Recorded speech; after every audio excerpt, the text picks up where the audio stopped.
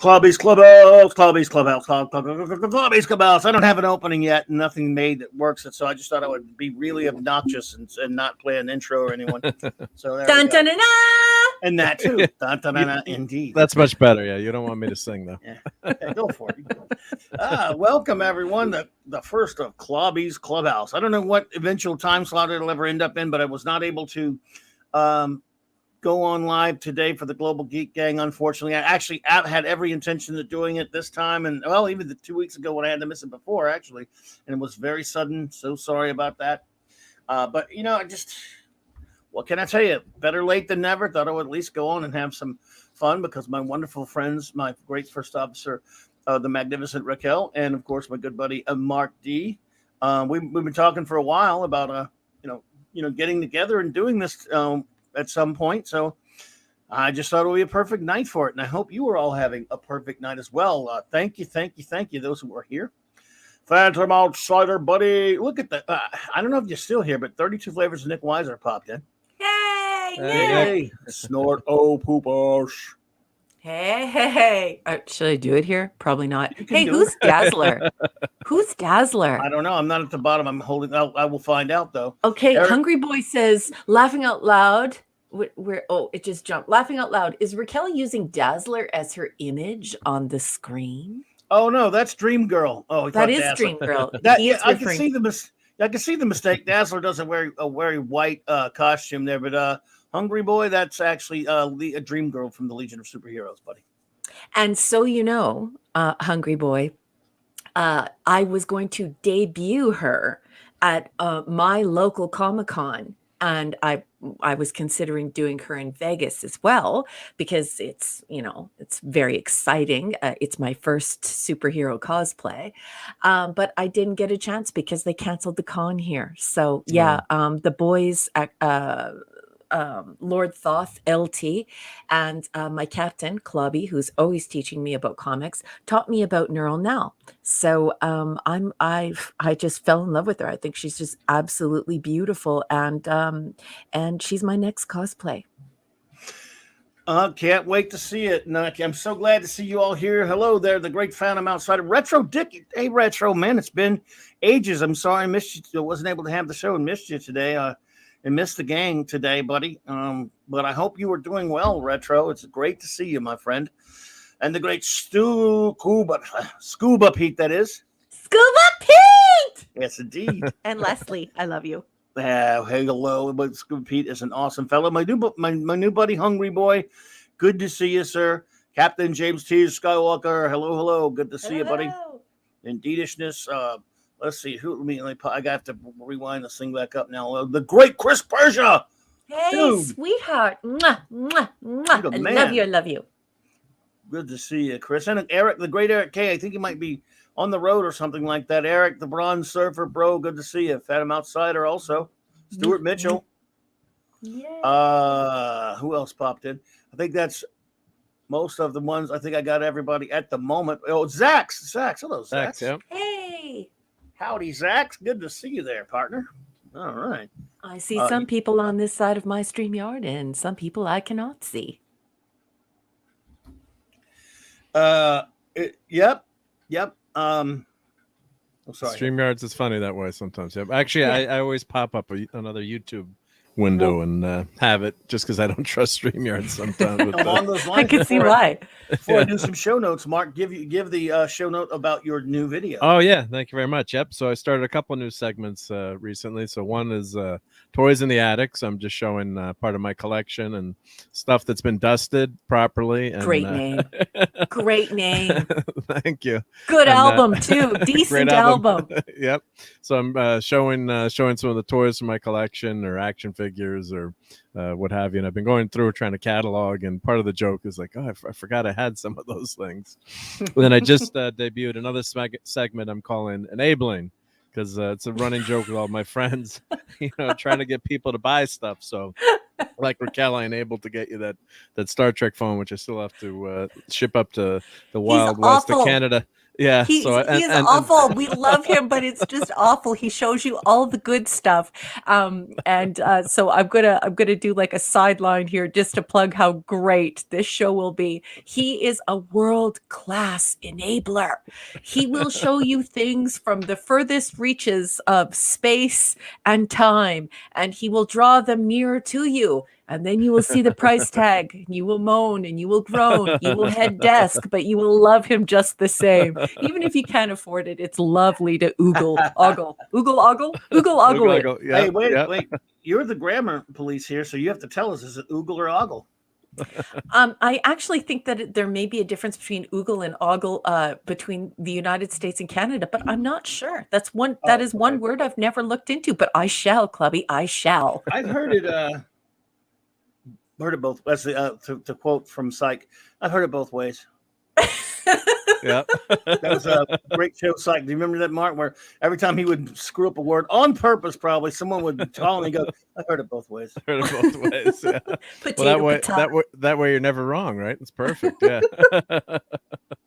So I just had a segment tonight for. I was trying to get it up earlier. I didn't want it to be on at the same time as the show, and of course I'm new to this, so I didn't know that it actually had a chat. And so Scuba Pete was there, thank you, and Steve Mitchum, a couple of the people. Polly's minion was there, and I'm like asking Clobberin times as I'm on the stream. Oh, does it actually have a chat and everything?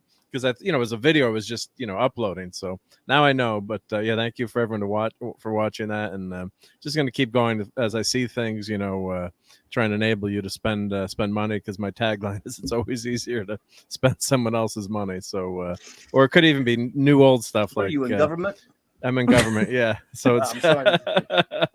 so it's yeah, like if you see some old eBay things that are pretty cool to purchase, or Star Trek communicators, or like I've got to show everyone the new WAN tricorder that's coming out. So there's some fun stuff, and like the Playmates Enterprise, I'll have to do one on those. And yep. So yeah, it should be. Hopefully you guys enjoy that, and should be fun to just to do some short segments. As much as I love these long streams, but just have quick hits on things that maybe I think people will be interested in.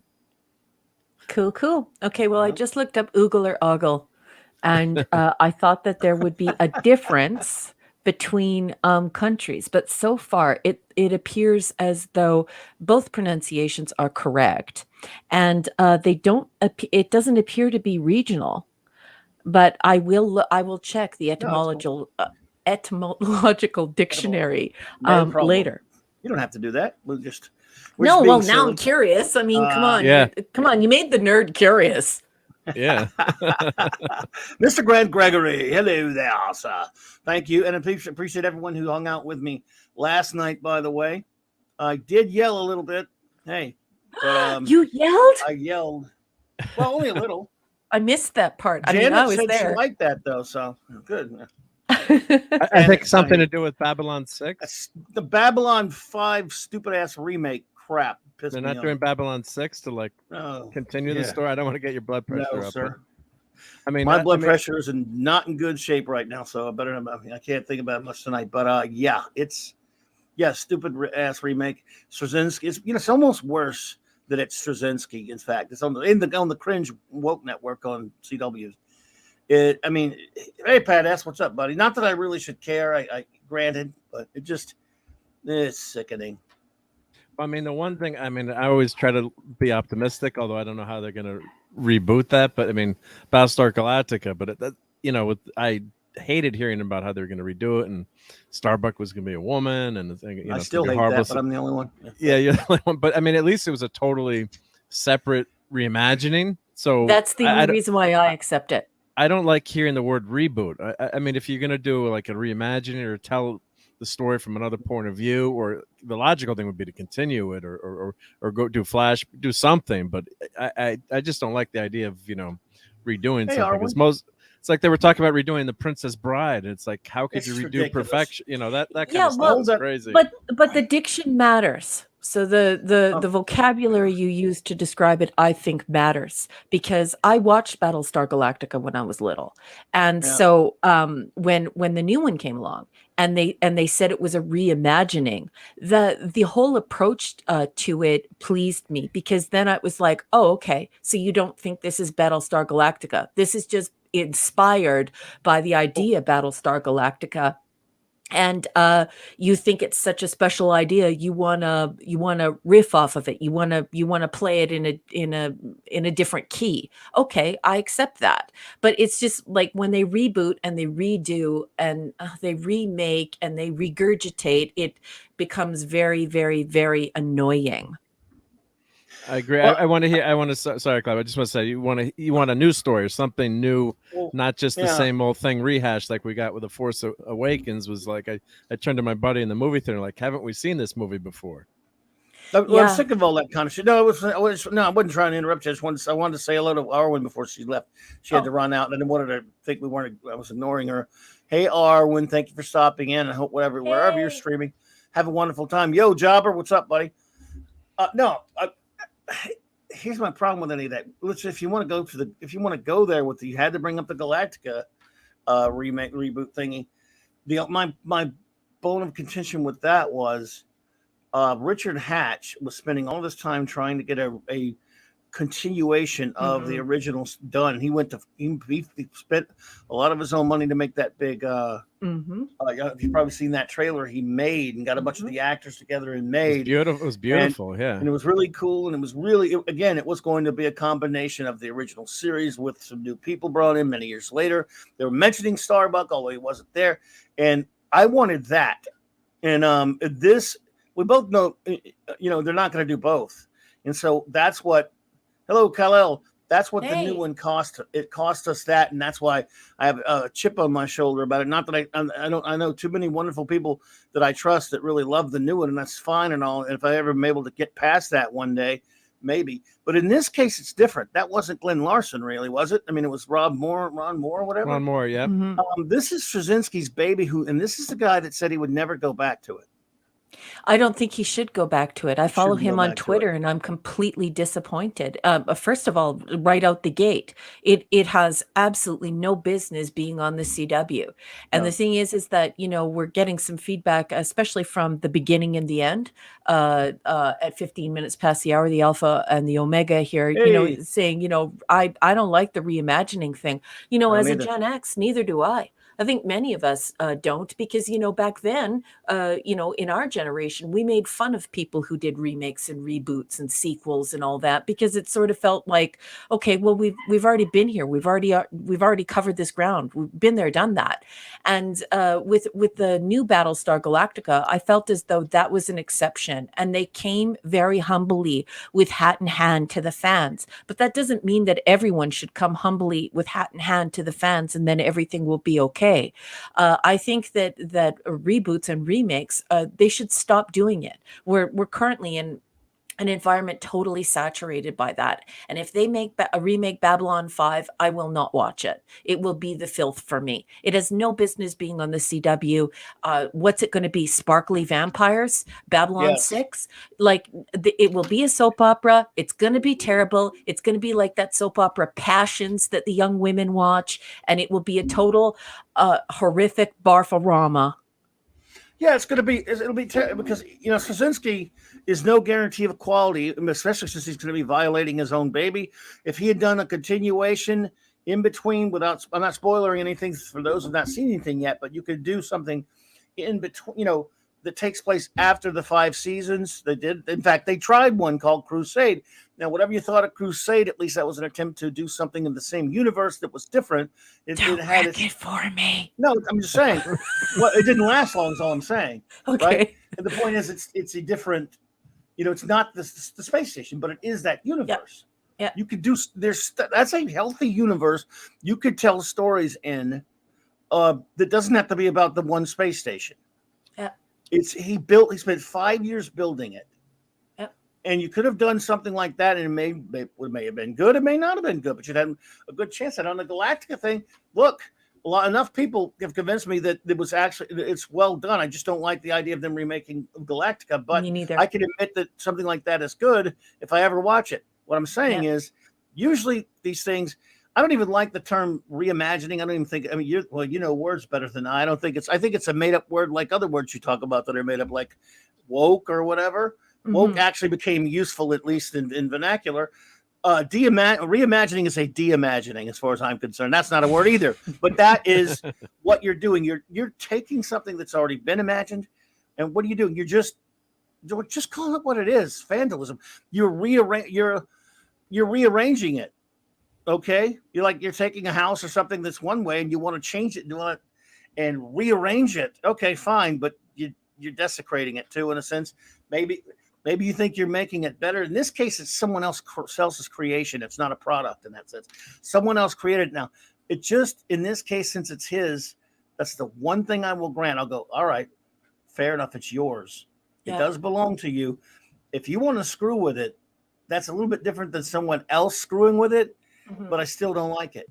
I still think Well, it's it took me a bad while idea. to catch on to TNG, and you know the thing is that I was very trepidatious about TNG in 1987, and but it was Gene Roddenberry, and he was for lack of a better word, reimagining his baby, and anyone who's an insider as a Trekkie knows this to be true. You know, we've got Ilea, we've got Decker, we've got this whole idea with Billy Campbell before Riker, and we have all of this slurry of what was going on behind the scenes in taking Star Trek into the next generation, as it were. And we wound up with a whole new cast and a whole new ship. And so, you know, I don't know, like I want to be open to it because I do think that there are exceptions to the rule. But Clubby, I gotta be honest with you, and you know I'm painfully honest. I totally agree with you. I do have to admit, I will come to this conversation and totally admit that I first come with a negative attitude towards it because I do think that it is de-evolution. I do think that it's dangerous to revisit the same material, to massage it in a different direction. It's tired. It's done. You're finished with that story. You have to be creative enough to come up with something new. So do I think TNG will ever be as good as TOS? No. And do I consider the new Battlestar Galactica true Battlestar Galactica? No. But I don't know. I don't like seeing these regurgitations. I don't enjoy it because they often do turn into vandalism. And most of them, the vast majority of them, fail and fail hard. And I won't accept it. There's certain things.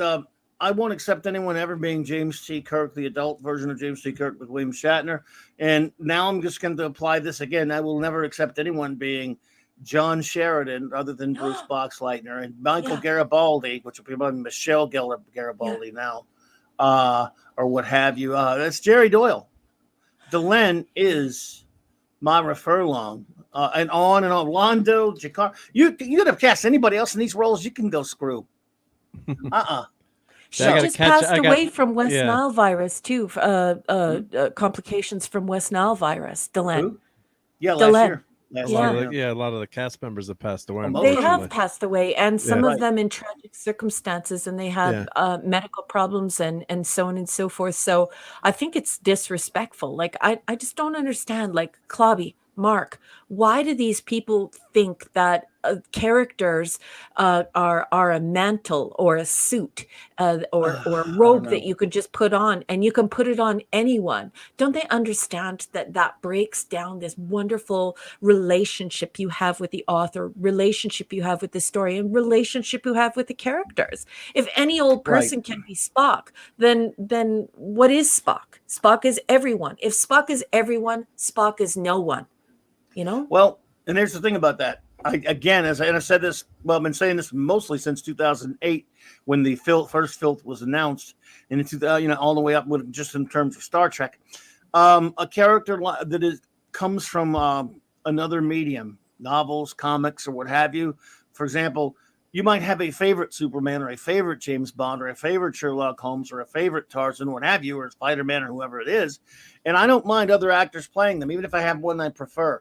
But James C. Kirk, Spock, Sheridan, and other characters, they were not created for another medium. They were created by, in the case of the Trek characters, Gene Roddenberry and William Shatner and Leonard Nimoy. In other words, that's almost a co-creation between the creator of the series, some writers here and there, of course, and that actor.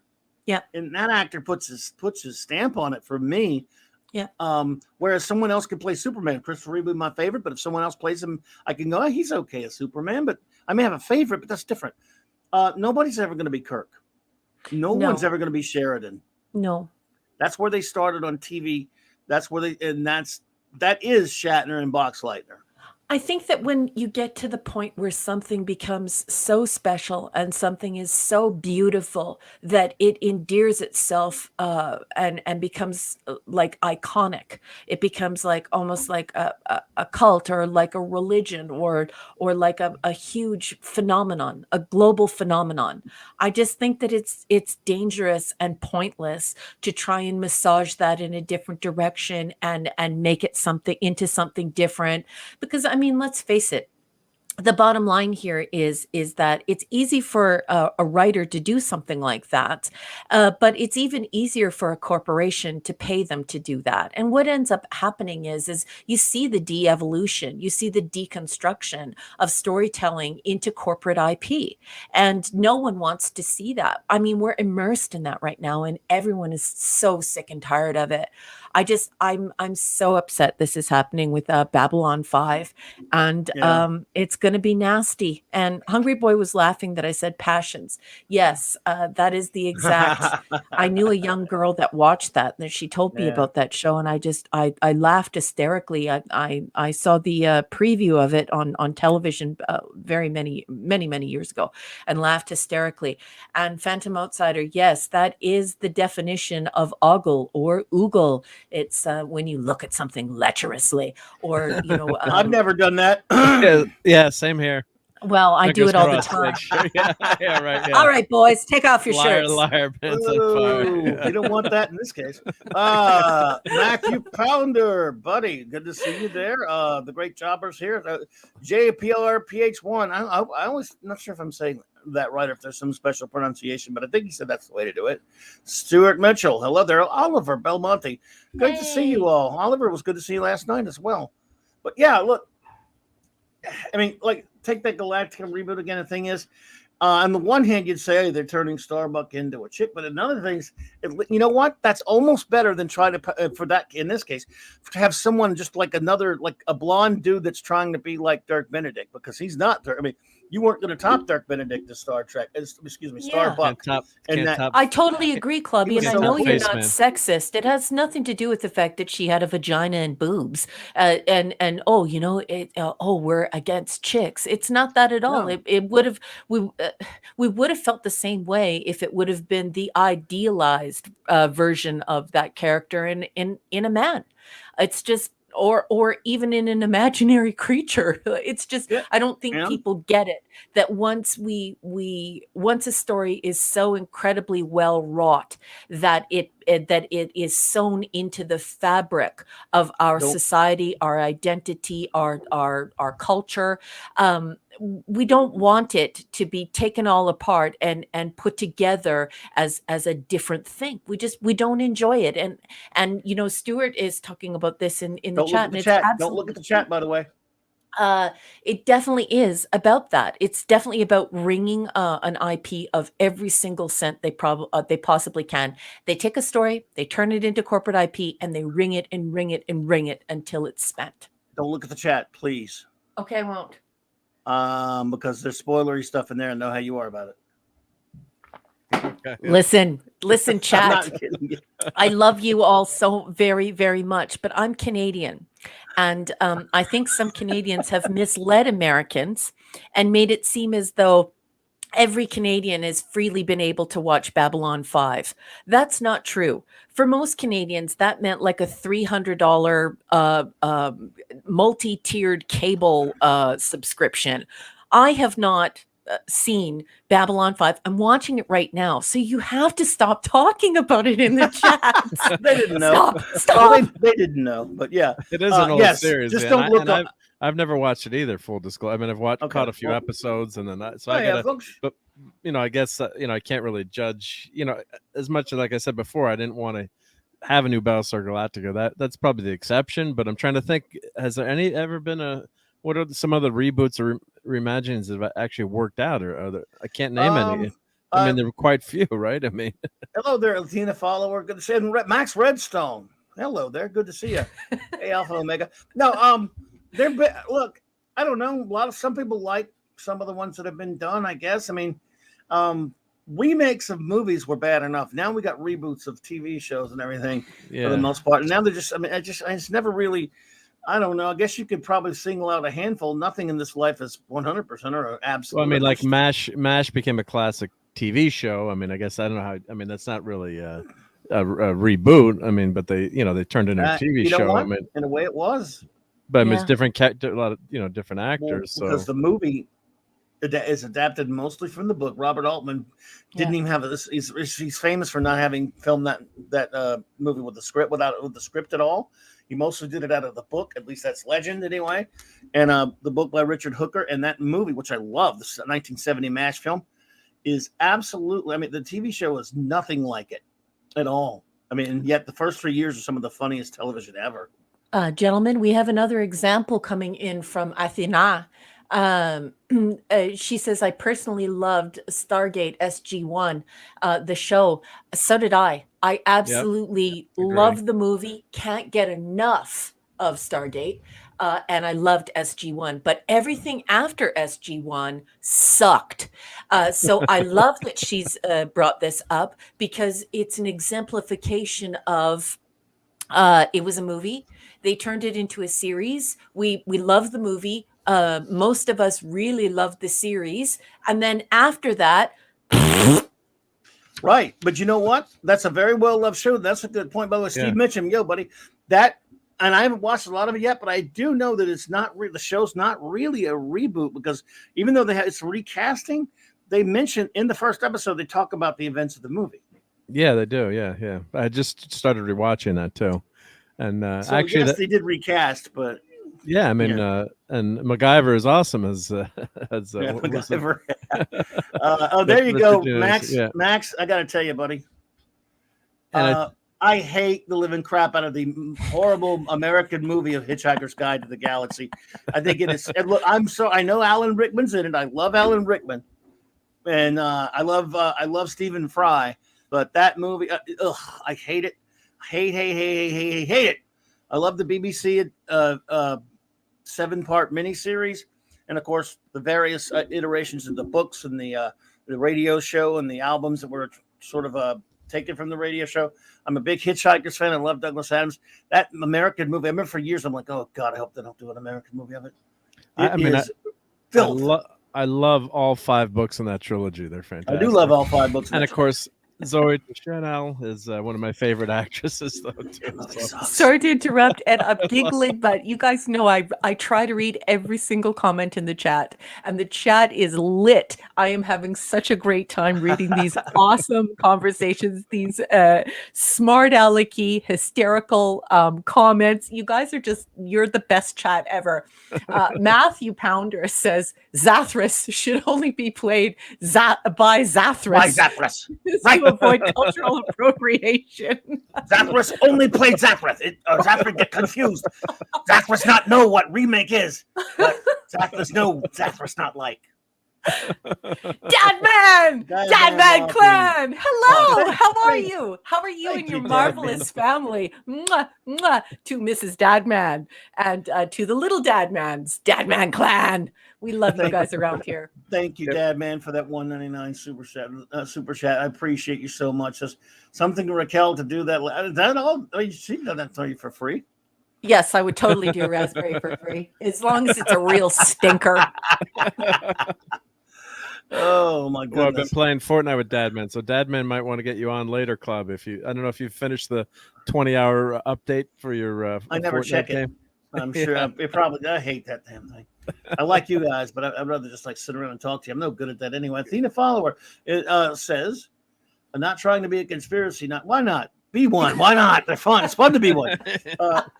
But has anyone noticed that during the credits of Stargate SG-1, it says special contributions from the National Defense Department and the U.S. Space Department? I haven't seen much of it, I bet they have. Love SG-1, and the little conspiracy. It's fun to play with that. I'm not a big fan of conspiracies myself, but really cool that you're bringing that up. And I promise I will try and say your name the North American way, but it's very hard because when you're first learning to speak Greek, I was an adopted and assimilated Greek.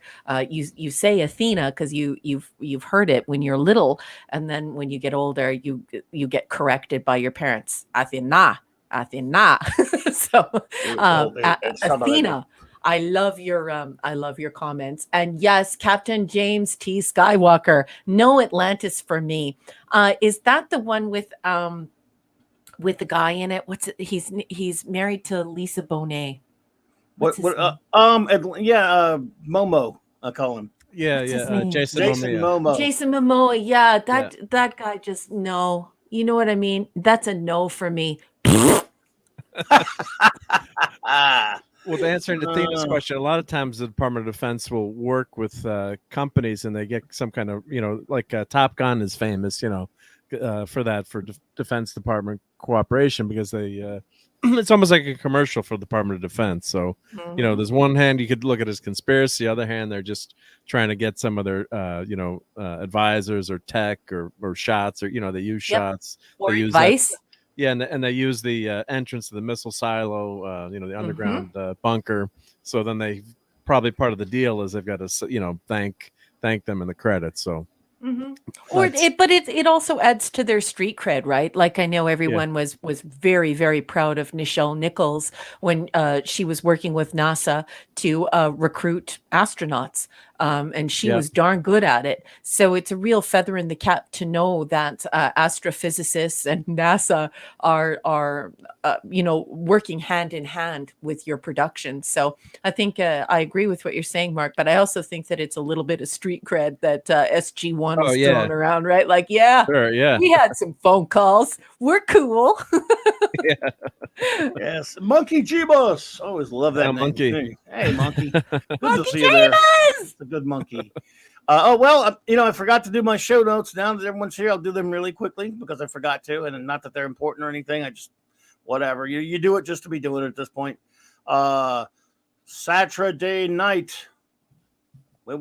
It is time for the third season.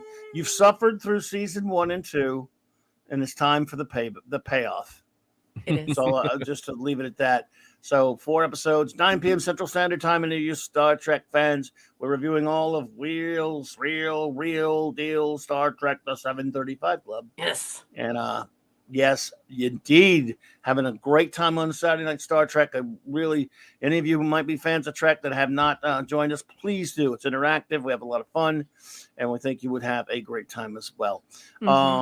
And you'll hear me say Snortapoopus's name the way that everybody likes to hear me say Snortapoopus's name.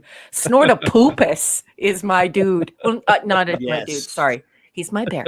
I'm sending him little scritchies for his chin. Indeedishness. And let's see here. Let's see. This Monday night, we'll be finishing up my 5-part series of the great team up books. First, did Brave and the Bold, doing them in chronological order. First I did World's Finest, then Brave and the Bold. I'm an idiot. Marvel Team Up. This past week, I had a great time with Mark D here talking Marvel 2-in-1. And good time. Yep. Monday night at a very special early time because the man has to work late and he's a good buddy. J-Man and I will talk all things DC Comics Presents because he is a big Superman fan as I am. And I'm looking forward to that. In the month of October, sneak preview. Gonna be doing a couple of different shows about the Man Without Fear because I love Daredevil. I love the character, and then we're gonna celebrate the pre-Miller Daredevil because he deserves some love. And he only had 16 years of life until Daredevil got dragged down into the darkness of Miller. We're gonna celebrate the real deal Silver Bronze Age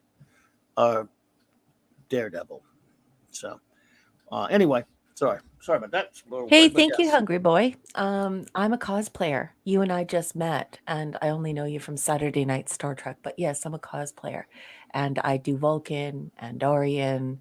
I do a grammar commissioner. I do Indeed. I do a few different cosplays, and yes, that is my Vulcan cosplay. Hungry Boy, that's actually a different. These were the team up, the the company team up books. You're talking crossovers, and that's coming soon. Where I'm going to cover all the real, the crossovers, the Batman Hulk, when the Superman Spideys, the X-Men Teen Titans. That's coming fairly soon. Oh, but thank you for asking. Really appreciate that. And then of course, everyone, I've got my videos running. Just as Mark, of course, you can put that link back in your chat. Oh, sure. Thank you. Yeah. Yep. My Clobby's Comics Corner videos is a link to that playlist. The Spinner Rack Time Machine is in the description below, as are the links to many fantastic channels of wonderful YouTube friends. If you were someone enjoying a good time on YouTube, check some of those people out and give them subs. They're good friends. And tonight is the first of Clobby's Clubhouse with my two wonderful friends, RAQUEL and MARC. We're still going to stick with the Global Geek Gang is still going to be here on Thursday afternoons, but this show I'm going to be doing this 8 p.m. Central Standard Time on Thursdays, and I can think of no one I'd rather do this show with than these two extraordinary folks. We love you, Clubby. Thank you for creating this space for us.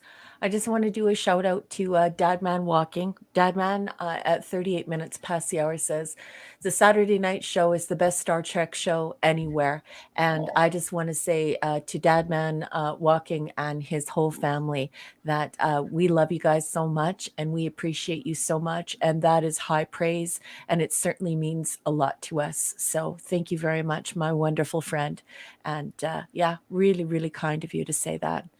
Yes, hey, John's here. Thank you very much. Who? John. JP. JPRPH1. That's John. His name's John. John. Okay, I didn't know. Yes. Well, thank you, John. Now it's easier to say John than the other one there. Yep. I say JP, maybe whatever you prefer, John. Are you covering the first? Yes. The first. We're going to do 4 episodes tonight. We only did 2 this past week because we were at the at the end of that season. And that last episode was just so good. You wanted to spend extra time on it. It's the greatest episode ever. And yes, the first 4 seasons of the first of season 3, rather. Yes. So it'll be 4. It's usually 4 every week.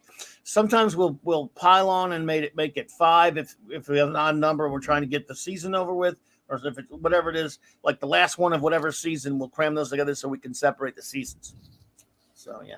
And you did a nice review of the season too. That was fun. Yep. Yeah, and then we can recap, what we thought of the season. So we're starting anew in season 3, and it is gonna be fun. It is. And because we're out of the weeds, too, right? Yeah, we're out of the bog. We're out of the weeds. We're on the road.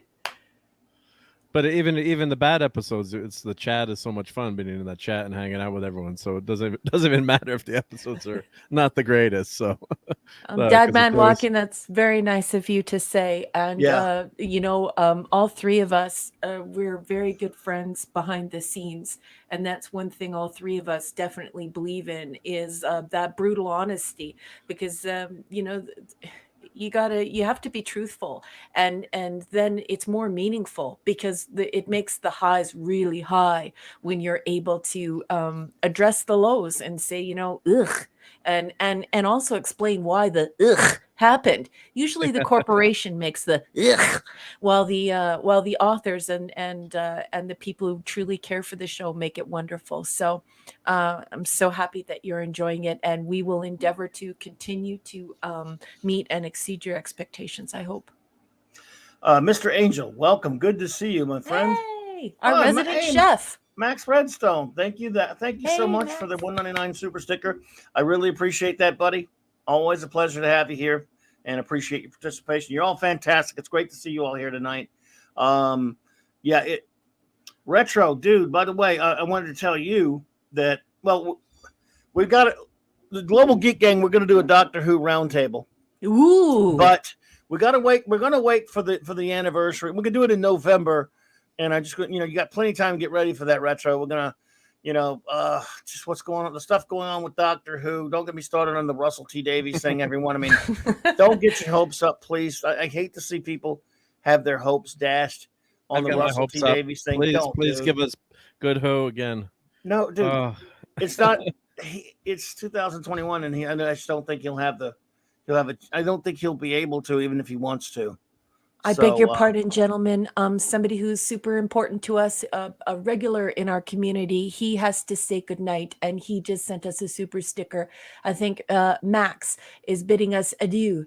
So he says, good night. See you on Saturday. Max, thank you so much for stopping in and for the super sticker and for supporting this channel and this show and this community. And we really enjoy your company. So good night, Max. Good night, Max. Take care, Max. Thank you. Mr. Angel, by the way, that's always a good thing watching Blake 7 because I love it. Yeah. I've got some going to be doing some more Blake 7 stuff soon as well. Very exciting. I can't wait. And hey, Mr. Angel, what did you make today? Can I please ask? If you don't know Mr. Angel Chat, he's a regular part of our community. He is a chef. So I always ask him what he made today. So I hope he's going to make the live chat drool with excitement. Now, hopefully it's not something that good because I can't get up and go to the kitchen. Look who's here. Apologies. Pupper. And Pupper. Hello. Hey, Apollo. Yeah, how's your little pupperoni? I love that picture. Indeed. And yes, Hungry Boy Avon. Well, Avon, is the greatest. He's just what a great character he is. And you might say, we were talking earlier about that horrific idea to reboot Babylon 5. You would say, at least it didn't happen to Blake 7. Well, unfortunately it did, but not, at least it didn't. They've been threatening it for TV, but they did it. Big Finish did a stupid reboot of it, which is filth. And then later they realized nobody gave a crap. And so they went and got the actors, and they were all very old, and you could hear them to do, audio dramas, and they were very old. Yeah. You could tell, and people were still far more happy to get the actors from the show than this stupid reboot crap that they did. A Big Finish. What did they try to do? Well, not that you don't want to talk about that much, but they tried to new characters or the same. No, same characters with different people in it. And if you know how I feel about I just went over with Kirk and Sheridan and all that kind of stuff, and that way about the Blake 7 characters too, because again they were also created on television.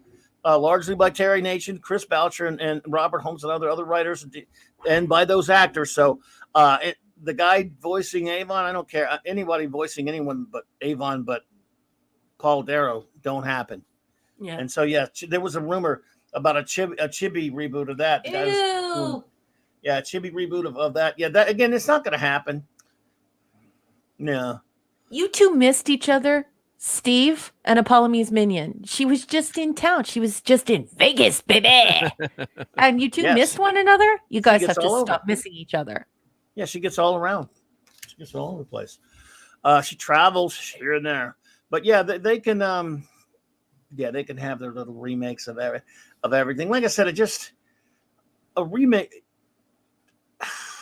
I can name you. I always say this: you could cut off one of my hands, and I'll have plenty of fingers to count the remake movies alone that I like. I love John Carpenter's The Thing.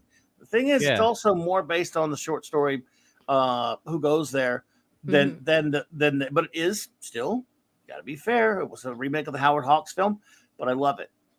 And so there are exceptions to most rules. But if you go down the list of remakes of classic films, especially of really, really good films, I don't know if you could name very many that people go, oh, wow, it was so much better than the original. I sure as hell can't. And when I hear about a remake of it, I just look at it and go, why do I need that? I love this movie here. I don't need it remade. I don't need RoboCop remake, folks. RoboCop is perfect to me. I love Fright Night is perfect. Yeah. What a great, great movie. Hello, Catman. Why do I need anyone else to play these characters? It was done right the first time. I have no interest in it. It's a Wonderful Life. Did you realize they tried it with It's a Wonderful Life? And there's another thing. Does anyone remember the remakes? No. I don't remember that. They did a remake of It's a Wonderful Life. It was a TV movie, and they did it with a gender swap. Marlo Thomas played the George Bailey character. Wayne Rogers, the great Trapper John on the old TV show, actually played her husband, but they gender swapped it. Ew, I remember that I don't now. remember that. Ew. Wow. Yeah, it's a dumb TV remake. Yeah. And again, when you think of a classic or very, very well loved film, it's probably, there's chances are it's been remade, especially if it's older. And how many people go, wow, man, I tell you what, fill in the blank was really pretty good, but man, that remake. Yeah, but the no thing one is, ever. Clobby, no one's talking about this, but like, Clobby, you're a handful of years older than I am. I'm Gen X. I clearly remember picking up the newspaper whenever there was a sequel, whenever there was a remake, even when somebody tried to make a book into film. The critics would go crazy. People would be making fun of it. People would be like, oh, that's a waste of money. And, remember how people even used to make fun of the Halloween movies? Like there were jokes about it. I don't remember any of the jokes because they were all bad, but people used to actually like actively mock remaking, rebooting, and sequels. And now people have just totally made it normal. It's so bizarre. Yeah, I mean, everything's rehashed. Yeah, I have more respect for a sequel than a remake, though, personally, because a sequel is at least usually not as good, but it's a continuation. Some characters lend themselves to a continuation, and others is just for example, Jaws 2 never needed to happen. Yeah. Jaws is a masterpiece. It never needed to be had, but I went to the theater to see it as a kid, Jaws 2 meaning, and I watched it, walked out, and I was like, what was better, Jaws 3D or Jaws 2? The shark in Jaws 2 pulled a freaking helicopter into the water. Yeah. A helicopter. Leave it alone. Stop. And then it could. By the way, the genie's out of the bottle. Jaws 3D was pretty bad.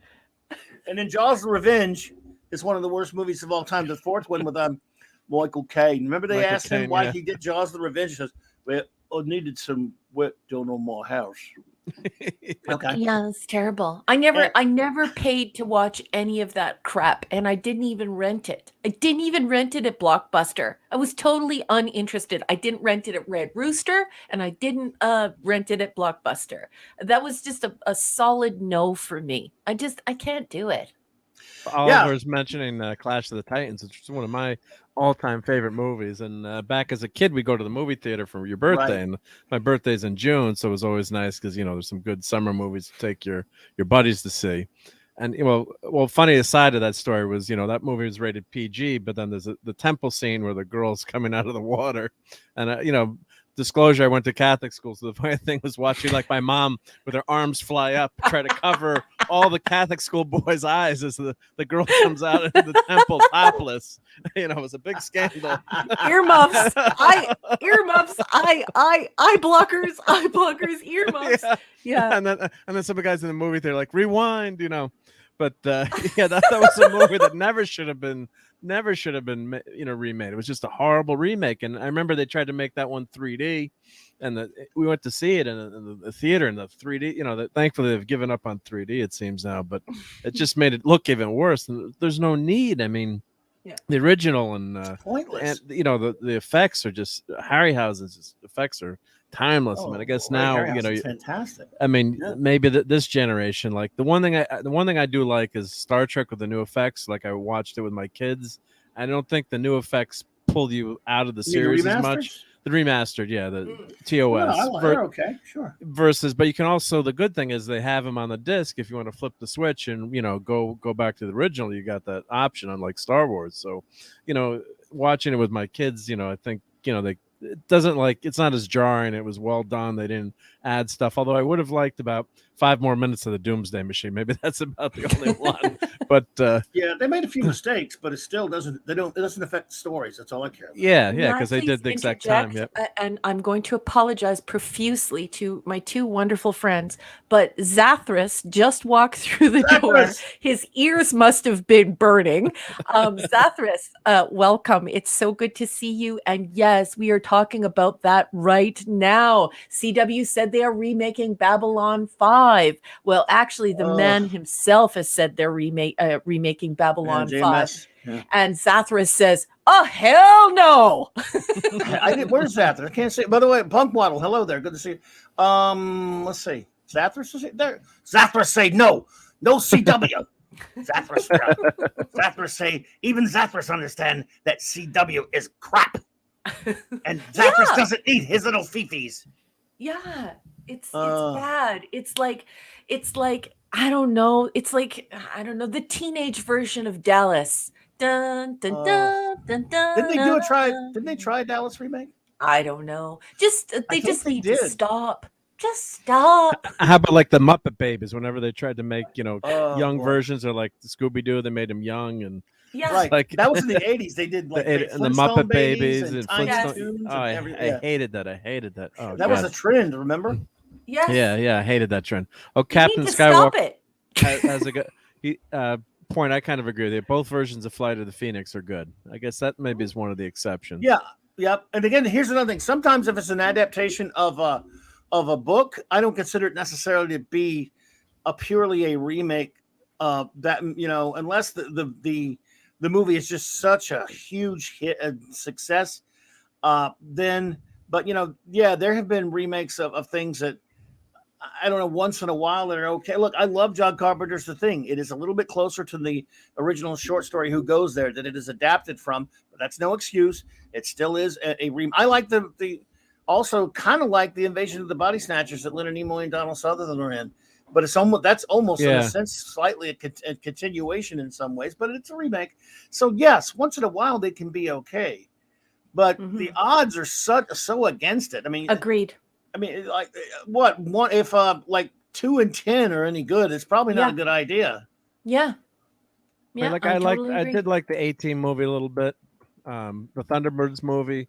Matthew Powder mentioned it. And my kids watch that over and over with me, So there's certain things, and that's the Thunderbirds are a classic property, so they did do live action. I don't know, Retro, if he wants to comment. I'm sure Retro's was pretty bad. Did you see Matthew Powder's earlier comment though, Mark? He was saying that he thought that it was a bad idea to remake The Wizard of Oz. I have to get behind that. They didn't do that though. That's great. No one needed to remake The Wizard of Oz. Well, the original, no, but it was the original. Wasn't it a silent film originally? You're talking about because this Wizard of Oz has been made a bunch of times. So I think there was an original silent film. Was there a silent film? Yeah, I'm not aware of this. There's a silent film of the Wizard of Oz. So. Here's the thing about Wizard of Oz, though. The Return to Oz, which came out in the mid-'80s, was more an adaptation of the L. Frank Baum books, whereas I love the original film. That's a musical based on Oz material. I don't know if they ever remade that musical. However, there were some silent ones. Also, Cecil B. DeMille's second crack at 10 Commandments in 1955. Yeah. That's a remake of his own movie, but he didn't have the kind of technology in the 20s to do this. So there is an original of that. And the Ben-Hur as well was originally a silent film in the 20s. And I think I knew that one, but I didn't know about the Wizard of Oz. So, I get schooled by geeks. I'm just a nerd. You know what I mean? Nerds, they don't know as much as geeks when it comes to films. Sometimes I remember things, not always. Yeah, I think that's totally cool. And I hope that Matthew Pounder will chime in on that, because I think he's probably thinking of the Judy Garland version and probably thinking of it quite fondly and thinking to himself, can you really do something better than this? And once again, I guess when something is just so purely beautiful and wonderful and so wonderfully done, executed, well wrought, it's endeared to people's hearts, and they don't want to see it done again. Yeah, there was also a Broadway musical too. Right. Yeah. Well, yes. Well, I'm sure of that, right. But I did not know about the silent film. Much better than Superman the musical, although. Yeah. It's a bird. It's a plane. It's a bird. It's a plane. It's Superman. That's a I went to see it. They did it local. I got it I got birthday tickets to that a few years ago. It was local theater production. It was a lot of fun. They did a great job with it. Yeah, but it's not. Whose ever idea that was? They need to be kicked really hard. Well, they tried. They tried. It was a Spider-Man one too. By the way, Scarface is a remake. What? It was a Spider-Man musical. Turn off the dark with you two and Bond. The show was incredible. I mean, watching the show, the stuntmen and those actors and actresses. I mean, it was like a circus. It was just truly unbelievable to see, what they did. But the songs. I usually love U2 and Bono and The Edge, but just their songs were just all total miss. I thought not that I can write or have any songwriting talents, but it just I'm thinking of like a Highlander, who one of the greatest soundtracks of all time. If they had some great Highlander type music that blew you away. Who Wants to Live Forever? Oh my God, what an incredible! I mean, that part of the success of that movie. And please don't make Highlander again. They're talking about the one movie that never should have had a remake ever. I didn't mind the TV show though, because I had Peasant Vision, and so with no cable, if you're on Peasant Vision, a plebber. Proletariat Vision, that became an acceptable version because you're like, oh, okay, Highlander's on TV, I'll watch it. So it was decent. I mean, it wasn't as good as the movie, but the sequels were terrible. But at least the TV show was a continuation. Yeah, yes, or it was a prequel, wasn't it? I mean, I watched. No, it was a continuation.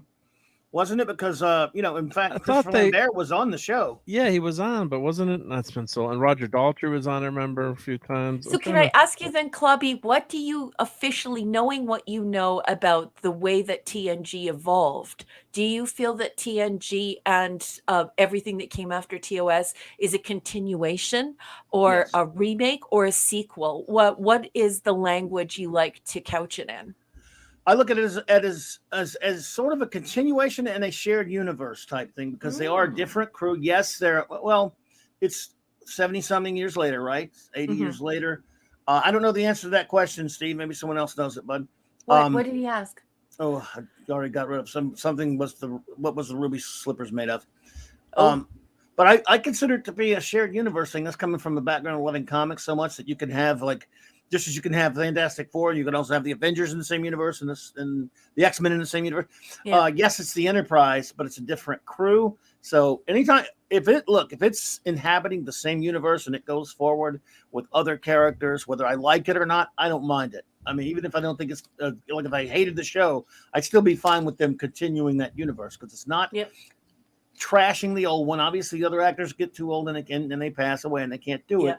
So in theory, it works for me. It's just that garbage like the remake movies, like the Jar Jar Abrams, and the filth like P. Hard and STD, those don't complement or add to anything. They go back and they destroy their viruses to start. Isn't it funny though too that Gene Roddenberry always made sure that was in like every single Bible he wrote.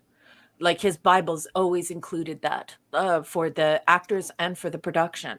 Please do not go back and reuse my material. Do not retcon this. Do not try and massage this in a different direction. Don't reuse it. Don't. And I mean, they did it anyway. But even after he had told them not to and had admonished them for doing that. But it appears that overwhelmingly people don't like that and don't want that. And we're immersed in it right now. How do we get out of this? I feel like I'm in Dante's Inferno and I'm stuck in a bolgia covered in poop. Well, they have an interview that Roddenberry, I'm not sure exactly. It must have been in the 80s or 90s, or what little of the 90s, something like that. Anyway, where he was talking about someday someone else might, basically he was very vague terms talking about if someone else might redo it again or revisit it. I'm not sure he was talking about the same thing they're saying. They were just using him. Yeah. When was it his son or some jagoff using it? They showed it to Jar Jar Abrams, and they must have thought it was his way of passing the baton, saying, "I really hope they do a remake." Well, he might have been saying, "Look, in the future, when none of us are around anymore, and someone tries to go back and redo it again, maybe he wouldn't have a problem with that." That doesn't mean he would sign off on the garbage you do, Jar Jar Abrams. That's true. That's true, and I will definitely tell you this. Anybody who has read his 53-page article, that's like basically a part of the transcript of the interview he gave Humanist Magazine over the last few days of his life, they would know that he said that the minute that you turn somebody off of your show by becoming too political, you've not done your job. And so I can definitely say for certain that he would not be pleased. And I can say, as an author myself, I definitely, the fact that I hate that hyper didactic, over moralizing, hyper partisan propaganda type writing, I would not want to kick the bucket and have somebody come along and turn my stories into weapons when I've specifically said that's not what I want. And certainly we know the filth lovers, they pretend like we're just speculating, but we know that Gene wouldn't have wanted that. And if they were willing to sit down and read that 53 page article that he did over the course of 4 days with Humanist Magazine, I think that their hearts would be transformed and they would realize what fools they're making of themselves. Well, yeah, I mean, and go ahead. Well, I was just gonna say, for years as a Star Trek fan, before the interwebs, and we kept hearing about maybe they do like a Starfleet Academy series, and then there were some video games. So as a fan, I was always open to maybe seeing Kirk's first adventures, or Kirk on his first. Was he on the Farragut first? I'm trying to remember the name of the ship that he was. The Republic was his first ship. Republic, thank you. But something like that, and that was a rumor for years and years that maybe they were going to do something with younger actors doing just out of Starfleet Academy. But like you said, there's Shatner. People make fun of Shatner, but his performance as Kirk and everything he's in is fantastic. I mean, you watch him in The Twilight Zone or T.J. Hooker, or movie. He's really a great actor, and he's got great comedic sense too. But he also has got that great commanding presence. So right away, when you're watching Star Trek, even the early watching in order with you guys, when you watch those early series, you just respect the guy, and he just owns that character, and you believe that he's like that. He's almost like a superhero. You believe, even though he's a young Starfleet captain, that why everyone looks up to him and why he's got that position. And it's just, you just can't equal that. There's just, as much as I love TNG, and there's some great episodes, and Picard, is a great captain in his own way. It's the whole debate, who's better, Picard or Kirk, but it's just there's Kirk, no debate. There we go, Kirk. Yep, I teed that up for you. But yeah, it just I don't know how you put it into words, but he just owns that character, and you just love watching him. And of course, with the other actors, it just gelled so well with McCoy and Spock. It's just and the writing is perfect from the beginning too. I mean, there's maybe some of the early shows weren't fantastic, but they just, right off the bat, they have the Corbinite maneuver, which is probably one of the best episodes of the whole series. The broadcast order is very different than the production order. If you watch it in production order, you're like, oh, why did the corporation decide to put that first? Why did this come before this? I mean, if you watch it in prod order, it's just so much better. Yeah, and, the man trap is the monster of the week, kind of like Lost in Space. Yeah.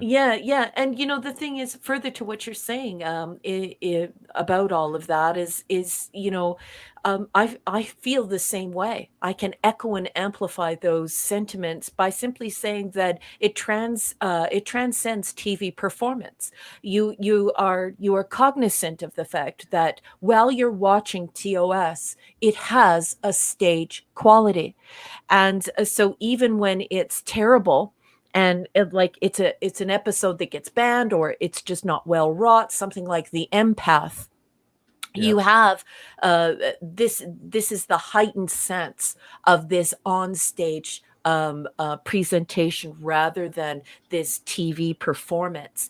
And I think that's lost on the younger audience, who isn't quite as familiar with art before the mechanical age of reproduction, when you actually had to go out and see something and engage with it, and you were mere feet away from the actors and the actresses and the play that was being put on in front of you. And so I think that while the younger viewers find it quite campy, I think it's lost on them that this transcendence of TV performance to stage quality movie, and Yeah. it pulls you in, and it just makes it so timeless and so beautiful if you are familiar with the in-person presentation and the on-stage experience. Yeah, no, it's just a totally different league of its own, I guess is the only Yeah, way to to think of it. yeah, Just how great, how great those performances were, and with the limited technology at the time, and the props department was just so fantastic that yep. I just found a book on mid-century modernism in Star Trek, which I got to send you guys to look at. I don't know if it's a good book or not, Ooh. but there's a bunch of new books coming out, and that whole design aesthetic too. Also, it's simple, it's clean, it's not, it's futuristic, but it's not a bazillion lights and switches and Yeah. overdone like the 2009 movie. It's just, when they did that bridge, and you see that bridge, you're like, what the heck is going on with, it's supposed to be, they should have, have like a modern retro look, and instead they try to, make, this ridiculous, bridge, and there's no warmth or charm to it. You see that bridge, and I used to have a model of it until I trashed it as a kid. There's something it's like it's like coming home. You see that bridge on the screen. It's just a perfect spot and a perfect design, and you got that captain's chair in the middle, and you got the navigators in front and Spock to the right, and Enterprise did it. yeah. Enterprise gave us this beautiful blend of analog and digital, and it felt very immersive because it felt real, because we saw our society transitioning into this super powerful, deeply difficult to imagine physics, and being able to do this in space. If you go to your local planetarium, they talk about the fact that a warp bubble is possible. They understand the concepts behind it, and trying to make it happen. So yeah, when you're mixing that digital and analog, when you're seeing an analog switch, and and that you're surrounded in this digital environment, it helps you to immerse yourself in the story. You're like, okay, yeah, this is totally going to happen. We can get here. And I think that's why Enterprise endeared itself to me. Verisimilitude, this idea that it has such a real quality to it, and it makes it imaginable. But that other crap, I mean, I've said it before, I'll say it again. I never watched that crap. I'm 735 all the way. I never watched that crap. I got the disc at a pawn shop, the Jar Jar Abrams movie. I watched about 10 minutes of it, and then I demanded it be removed from my player, and I almost snapped it in half. I was so angry. I didn't even know what to do with my anger. I hate the whole thing, and the filth is even worse. The filth is worse. Oliver Belmonte. And by the way, Dave Bob and David Rayburn. What's up, cuz? And what, bud? Yay. Both in the same state as me. Welcome. Welcome. Yep. Oliver Belmonte says, Clobby, I was stunned and sad when William Shatner's character, Captain Kirk, was killed off in the Star Trek film, meaning Generations. Paved the way for Jean-Luc Picard. And let's see, were you against the death of Captain Kirk? Well, yes, I was. I think even Shatner regretted it later. It was a bad decision. I think they could have just, well, there are all kind of different things they could have done with him if they were going to put him in that rather abysmal film at all. Mm-hmm. Personally, so yes, I was outraged by it. It was just a mistake, and it wasn't necessary. And Mr. Shatner apparently concurs with us because he decided to bring him back in a series of Kirk books that he did that take place after that, that he co-wrote, or in quotes, he helped or had help writing. Probably did most of the writing was done by Judith Garfield and Judith Reeves Stevens. And I actually enjoyed those books. I thought they were pretty good. It was just kind of an alternate universe, I guess some would say, but at least Kirk's back in those, and they were pretty good. So yeah, I was And totally in against it.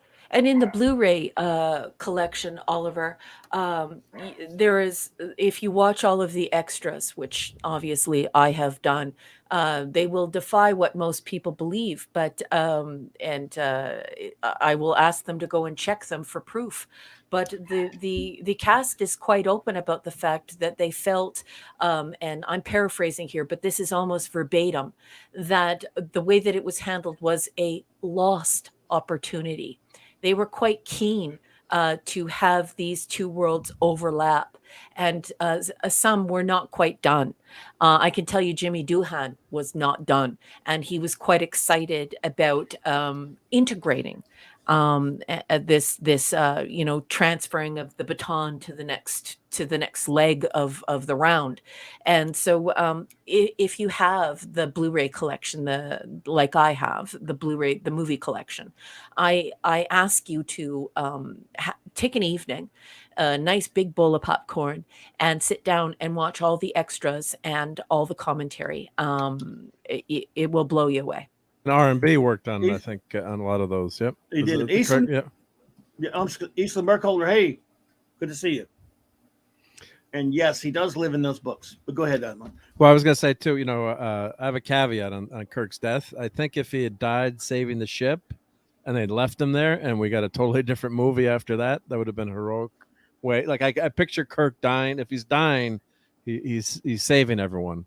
So just to die on that bridge, and then don't get me started with time travel. I was screaming in the movie theater. If they could pick a time to go back, like, wouldn't go back in time so he could grab some phasers and take out Malcolm McDowell's The Nexus character? didn't make a lot of sense. So that was just a stupid idea to try to get the two captains together. So, I wanted to, I don't, as much as I love, Kirk, obviously, I don't mind a heroic death or heroic ending. I can envision that for his character, but that was just, such a horrible, it was a horrible movie too. I mean, look at Wrath of Khan, how great that was. And although, Spock dies in the end, when you see that and you're crying at the end of the movie theater, but it was a worthwhile death, and so much gravitas behind it, and all those years of the series, and you knew that's something that Spock would have done, and the whole Kobayashi Maru backstory with how Kirk has said he's never faced death. I mean, that's really touchy, heady stuff. And as I'm older and had to face difficult things in life, you reflect on that, as not that it's a character, but you think about how these people confront things that you've got to confront or deal with. So yeah, that just movie was a total miss, and just a shame the way they did. But of course we couldn't get Kirk in the new movies, so maybe there's a benefit there, because they kept lobbying to have Kirk back, and then they he's gone now. So I think he answered on Twitter a few times. He's like, well, they killed my character off, they can't bring me back. So in a kind of a snarky way. So imagine how you felt. Imagine how you would feel if you had that open hand and that open heart, and you were now passé, and you were just turned over and turned away. And I don't think Gene Roddenberry was entirely happy about it either. It's very obvious how he felt about the fact that Patrick Stewart or Patty Stew was only 7 or 8 years younger, and yet they were making this big deal about his age, William Shatner's age. So yeah, I think they did him dirty there, and I don't blame him for snubbing them, because the ultimate snub was when they snubbed him initially. And so, once bitten, twice shy. And, I don't blame Bill for that. Bill, runs hot and cold for me. I know he can be a hell of a nasty man. He can also be a very sweet person. He's done good, he's done evil, but I think in this way, I think that he did the right thing, and he doesn't owe these people anything. And when I say good and evil, I would just like to be very specific that I am talking about what happened between him and Dee about the dog. I did not like that, and I did think that was quite evil, and he should not have done that. But anyway, totally agree, Mark. Thank you. Yeah. And then getting back to Enterprise too, like I think one reason it worked for me too was because they made the ship low tech. You know, when you look at the Discovery, Yeah. it's like it's set like almost like 500 years in the future, but it's supposed to be the time of Enterprise. But Enterprise, they didn't have shields. They had trouble communicating. They're the universal translator didn't work. It was Hoshi had to figure out how to communicate. Yeah, The it was ship cramped. It felt like you were in a submarine. It was cramped. Like there wasn't a lot of real estate, which I thought was a super cool idea because there's not a lot of real estate right now. There's no shuttle. There's no shuttle bay. They had that idea where they drop the shuttle bay. There's no tractor beam. They've got a cable they would shoot out grapplers and a grappling hook. Yeah. So I mean, but that as a Trek fan, as much as you want like this Enterprise that that's 2 miles long like the J and can wipe out the whole Borg fleet. It was kind of refreshing to have a captain who had to figure out how to fight and solve problems without having the ship could only do warp 5 and usually it could only go warp 3 and they were outgunned and outnumbered, so that made the show on that level. Here. Mwah, mwah. I can't believe you're here. Say his name again, please. Say his name again. I know you guys call him Claude. Claude. I'm Canadian. I got to pronounce it the French way. Claude. I haven't seen you in forever and a day, and I am so honored that you are here. I enjoy your company immensely. So good to see you. I can't believe you're here. This is so cool. I've been in this company. It sucks. Don't worry about it. Clobby's kidding. Claude and Clobby are friends in real life. I don't even know him. Never met him before in your life. Monkey Jesus, why don't they do a series set in Star Trek's past during the wars that Earth had, and we're still messed up and learning the past? I don't know. It's not something I would want to see, but the reason why they did. They did propose that. They did propose that actually. They were going to do a Khan movie / series at one point. Right. They proposed it. And they proposed it, and I think there was a script, but then thankfully I don't think it would have worked. But they were gonna try to do a whole when Khan was popular. So, but that is an interesting, time period. But is it really Star Trek? I mean, I think what Monkey Jeebus is trying to get at, though, is the darkness, like this negativity, this dystopian bent. Well, I guess what Monkey Jeebus is trying to say is that Get the point now. If they wanted to do that instead of retconning and turning the whole thing evil. And why didn't they just do a series that just explored that and then went back to Star Trek? I'm not going to speak for Monkey Jeebus, but I've been watching him comment. I've been watching him comment for a long time, so I kind of know where he's going on that one. He can correct me if I'm wrong, but I think that was his point. Rather than going through the messy, ugly, horrible vandalization of the entire franchise, why not just take that little nugget away, do your little dystopian thing, get it out of your system, then get back to effing business? And then we all could have just hated on the dystopian, and then we could have said, oh yeah, that's terrible, that dystopian thing, that was awful, that's taking the mirror universe too far, and then you just dust it off and put it away. So and we wouldn't have had this huge mess. So I think that's what he's getting at. Gotcha. Yes, done, okay. Yes, there you go. Thank you, Monkey Jeebus, on that. Well, you know what? There was also that little thing whether a few months ago, maybe a year ago, I forget exactly, but the great RMB was doing a show. He was doing a live stream, and he was reading from these. He had a couple of scripts or treatment. I think they were treatments or scripts from the early mid 80s by Nicholas Meyer that were for a proposed, I don't know if it was a mini series or whatever, something to do with Khan, talking about the years of Khan on SETI Alpha 5. And he read all from it. He talked about it. Now I didn't catch the very beginning, but I caught it after a while, and he was reading from it all the different, basically he was telling everyone the basic plot of this series. And then his stream got cut off. And he was not allowed to. I don't know if any of you here have seen that or watched it. And the stream's not up anymore. And he wasn't really allowed. He got in some kind of trouble. He wasn't supposed to be talking about that. I don't know. So Copyright issue, probably. Yeah. I know suppose absolutely it was, nothing about this. This is news to me, but I do like RMB. I enjoy his company. I like being on streams with him. He's a heck of a nice person, and Yes, he is. So yeah, he was Wow. just doing that as a matter of interest, talking about it, and I like I said, I didn't catch the entire stream. Maybe I missed the first half hour, whatever it was, but he was talking about what the whole basic premise was of the well, I don't know, it was a 3-part miniseries that was proposed. I'm not exactly sure, but it was Meyer, Yeah. and so yeah, and it was dealing with Khan and Khan just getting and all the story of what happened those years, and I don't know why they care and why they get on his ass. Okay, there you go. John here is saying, JP saying, I was lucky enough to see that episode. CBS made them take it down. There you go. So it was only shown the one time. So I don't think they stopped the stream, but after that, boom, they made them take it down, which is really ridiculous. Wow. I mean, why would they care? They're just being jackasses.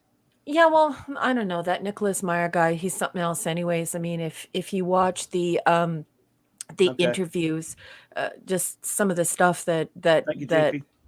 transpired between him and Leonard Nimoy, it's like, ooh, I don't know if I want to believe anything you say ever.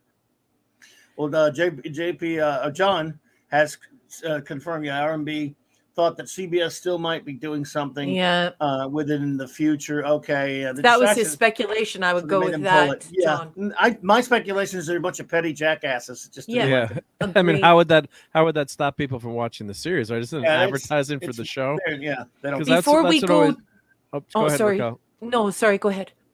No, I was just gonna say, it always drives me crazy when you're showing trailers, and sometimes you get a copyright claim for a trailer or something. It's like you're advertising the movie for people by showing a trailer, especially a trailer that's out. It's out in the public, so that you never know with copyright sometimes. How I guess it's the an R&B got blocked by Paramount, so I guess sometime, or Paramount Plus, but I guess on Twitter, I guess it depends on what the copyright holder is going to do. But for years, like George Lucas welcomed fan films for Star Wars. He said, go make your fan films as long as you're not making money on it. It's fine by me. And then you've got some incredible fan films, and then of course you had Axonar came out and kind of ruined it for all the Star Trek fan films. But it's a great outlet, and there are some fantastic Star Trek fan films. Recommend watching on YouTube. Before CBS clamped down on them, now you can only do, I think, 15 minutes and 2 episodes max. You can't do a movie. Well, what I teach my students is there are 3 golden rules to copyright on YouTube in this new YouTube environment. It's time, transformation, and in-text citation. So time, it's the duration. And some people think, oh, it's okay if it's just 3 or 5 seconds. That's total crap. Time is about making sure that you're not rebroadcasting things, and you're not doing it in a way in which you're rebroadcasting it. So time could be dependent. Then there's transformation. It must be fully transformed. So just running a trailer and everyone on the panel is just sitting there with their mouths open, mouth breathing, watching it and not saying anything, that's not a total transformation. So this is why you see people who can put 10 films clips together and have a YouTube video and it doesn't get taken down for copyright. It's because it is abiding the transformation rule. And then of course there is in-text citation, and that means to do a reference. So reference the material you're using. So that's what I teach my students, and that's a very good way to make sure that you're pretty much ironclad. Time, transformation, in-text citation. But beyond that, if the copyright holder goes directly to the broadcaster and says, I want it taken down, it will be taken down. And that was probably the case in RMB's, because fair use only goes so far. And it's really difficult for these companies, these new companies. They're not, broadcasters. I think people are still trying to decide what a professional broadcaster is and what professional broadcast is. So the water's murky. So if that corporation comes forward and says, you take that down, they take it down. Even if you have time, transformation, in-text citation. And you have to abide all 3 of those rules if you want to have your material left up on YouTube, that's for sure. And before we go any further, I'm going to switch gears really quickly because Zathras asked if I would say crap, crap, crap multiple times because we were talking about the filth and the fact that they're going to try and reboot Babylon 5. So this is for Zathras. Crap, crap, crap, crap, crap. It's total crap. Crap, crap, Crap. crap, mega crap, crap, crap, crap, crap, crap, crap. Super crap. I used to have a way I did it. When I was just trying to be annoying to friends when they were showing me. When they were, I think it was a buddy of mine. When he was always trying to get me to read comics I didn't want to read, and I was being basically a biased bastard and didn't want to read them for whatever reason, but he couldn't take it. This is back in the 90s. And so when he would start talking, I would just dribble. And they used to crap, sucks, bites, blows. And eventually it became a song. It became the song Dribble, Crap, Sucks, Bites, Blows. And that became our song. And it would just automatically say, when he's trying to tell me something, I want to hear a bit of dribble, crap, sucks, bites, blows, dribble, crap, sucks, blows. So that's the one you can do. It's a song, everyone. Dribble, crap, sucks, bites, blows. Yeah. Oh, yeah. I didn't want to say anything because I was hoping someone's clipping all of that, and then we can use that in the show again. Just have a soundboard. Yes. I'll have to clip that. Yep, or someone out there The will clip entire that. chat. They're now calling for the poop Zamboni. Just clean up man. on aisle CBS. Just suck it all up in the poop Zamboni and out the airlock it goes. So there's no hope for Strange New World. Sorry, I'm just teeing up. Oh, these, are you serious? Kicks Come in on. the shin. I got the kick in the shin from Alberta. That's it. I'm sending multiple kicks to the shin. And you know what? I mean, I love you and I love your family. You're a good friend in real life. But I'm telling you right now, I'm taking off my slippers. I'm putting on my shoes for those kicks. Those shin kicks are with shoes. Ouch. Yeah, no, Strange New Weirdos. It's not going to work for me. It's a total retcon. It's a bag of poop. It's fishing dirty diapers out of the garbage can. Wait. And yeah, it's a no. Did someone mention Strange New Worms? I hope not to get those. Yeah. I mean, did they? No, did they? Everyone out, as Mr. Angel would say, cook your food to the required temperature to avoid that. Well, my phone went off, so I got distracted. Didn't know. Did someone mention that, or you were just throwing it out there? I was just trying to get a reaction. I wanted to kick in the shins. Yeah, hey, he was just gunning for some shins. Anyone want to hear the most appropriate ringtone of all time? No, go give her. There we go. Whoop. Never mind. It broke. Hang on a second. It screwed me up. Try again. Mine's red alert. Never mind. It changed it on me. Captain Deckard Spock. What's up? Good. That's what happens on live TV right now. Yeah, mine's 100% the original gangster red alert. I paid $1.99 for it through Apple. I have the photon. I have the boatswain or boatswain, however you pronounce it. I'm not in the military, but I have the boatswain or the boatswain whistle. I have it all. Yep. I've got it all set up. When I receive an email, it's photon torpedoes. When I get a message, it's Magel. Yeah. Got the old school sound effects. Clobby has them too.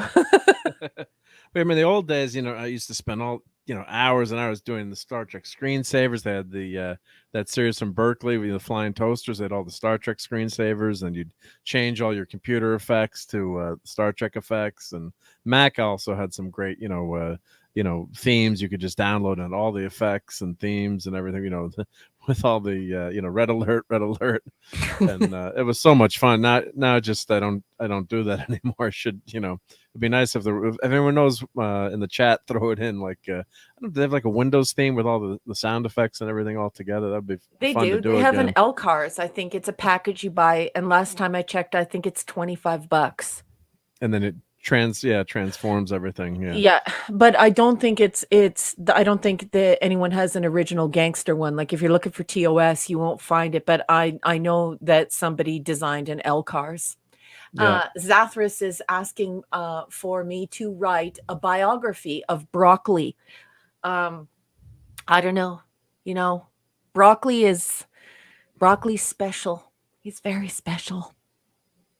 Eat your broccoli. Reginald Barkley. Yes. Yep. I say Barclay. You say Barkley?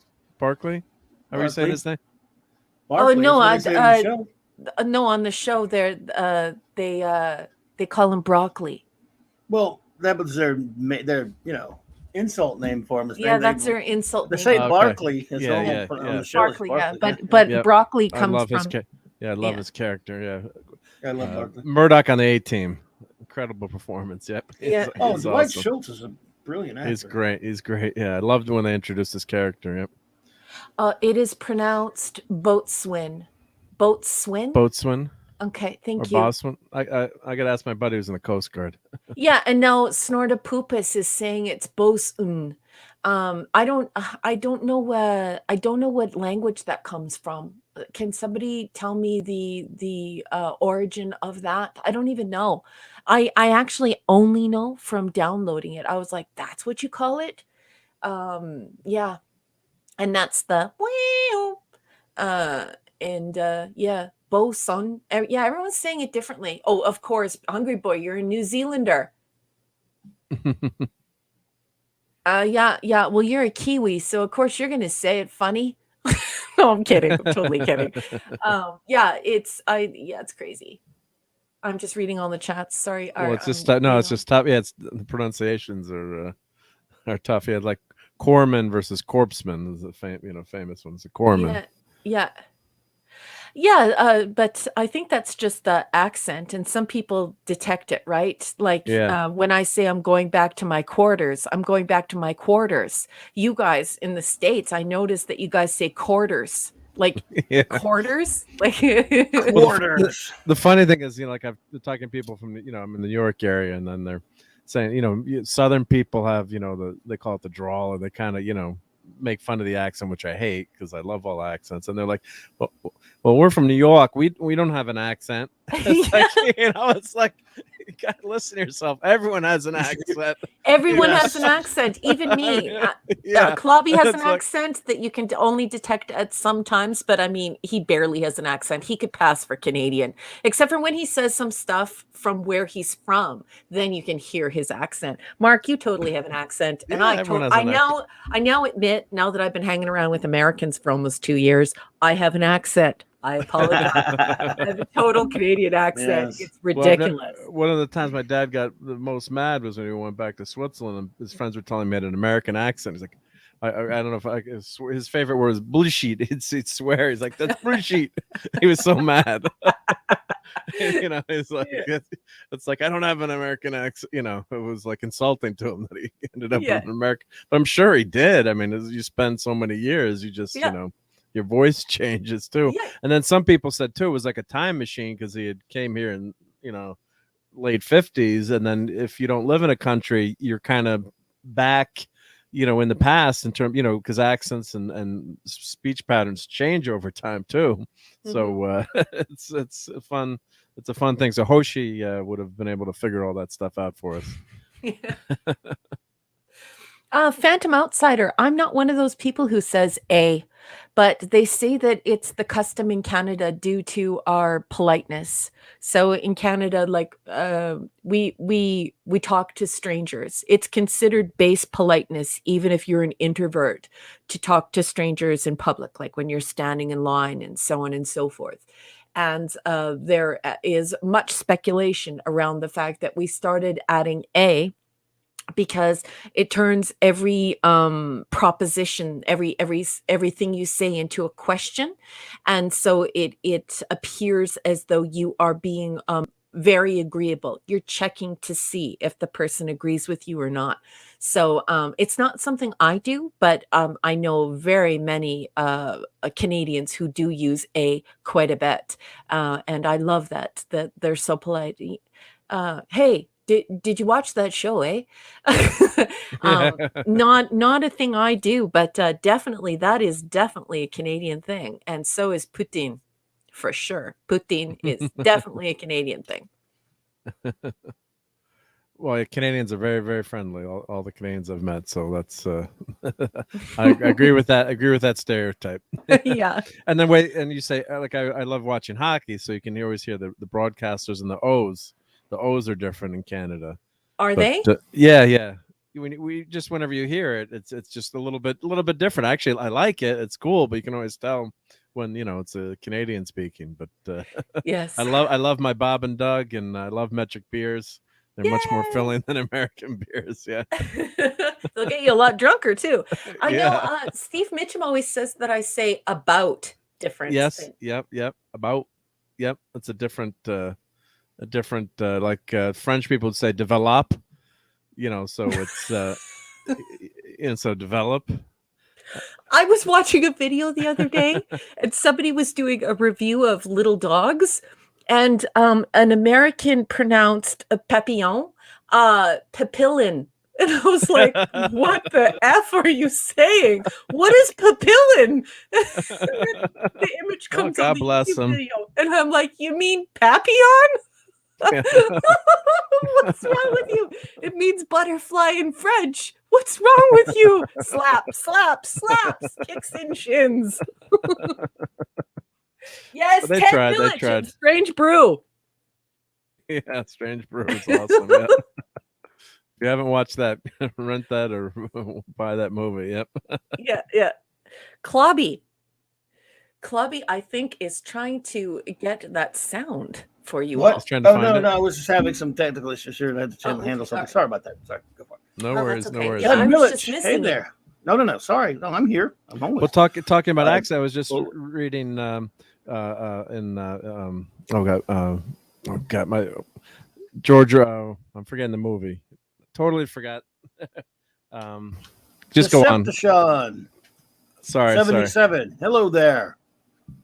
What'd you Ted say there? Millich says aluminum when you're talking to the British folks and New Zealanders like Kiwis and Australians, they say aluminium.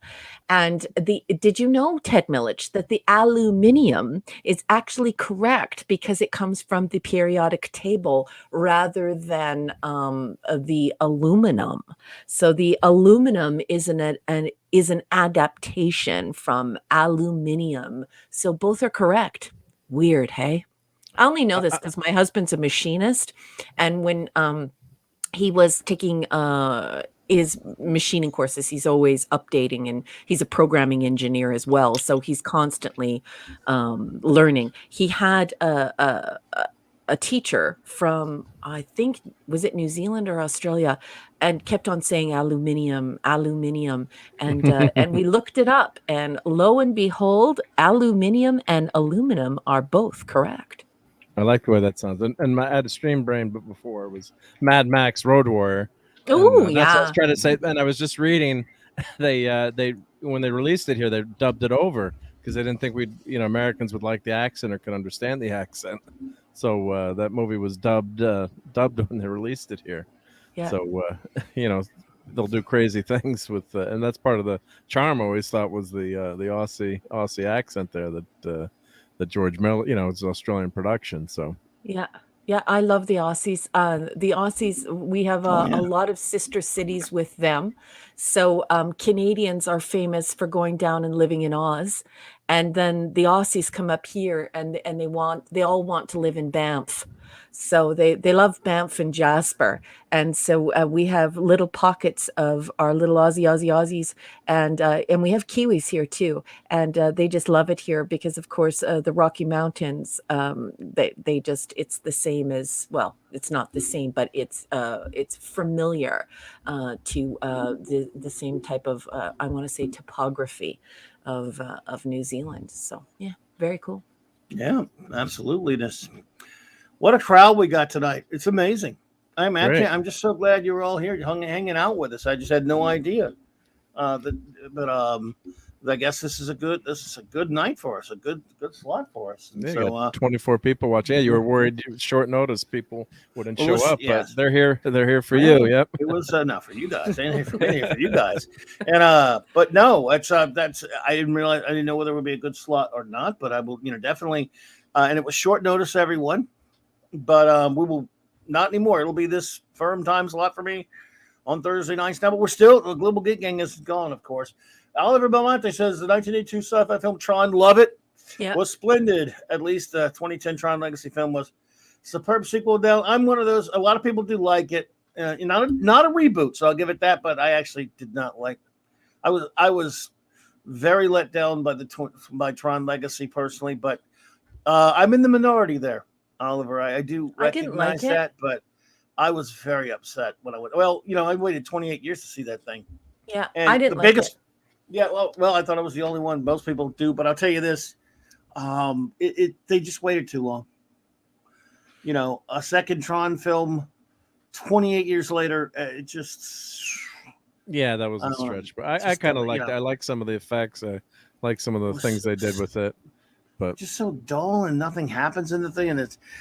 I want to see a movie about Tron. The film has, yes, Flynn is just as important and does sometimes take a little bit center stage in the first film, but Tron is still there. And of course, it's great, Bruce Boxleitner and that thing. Yeah. It's just, this is barely anything to do with Tron. And I didn't care much for the lead kid. Yeah. So, but that's just me. Most people like it. Yeah, I didn't think it harmed the original. I thought it was, I thought it was a real stinker, and I shut it off.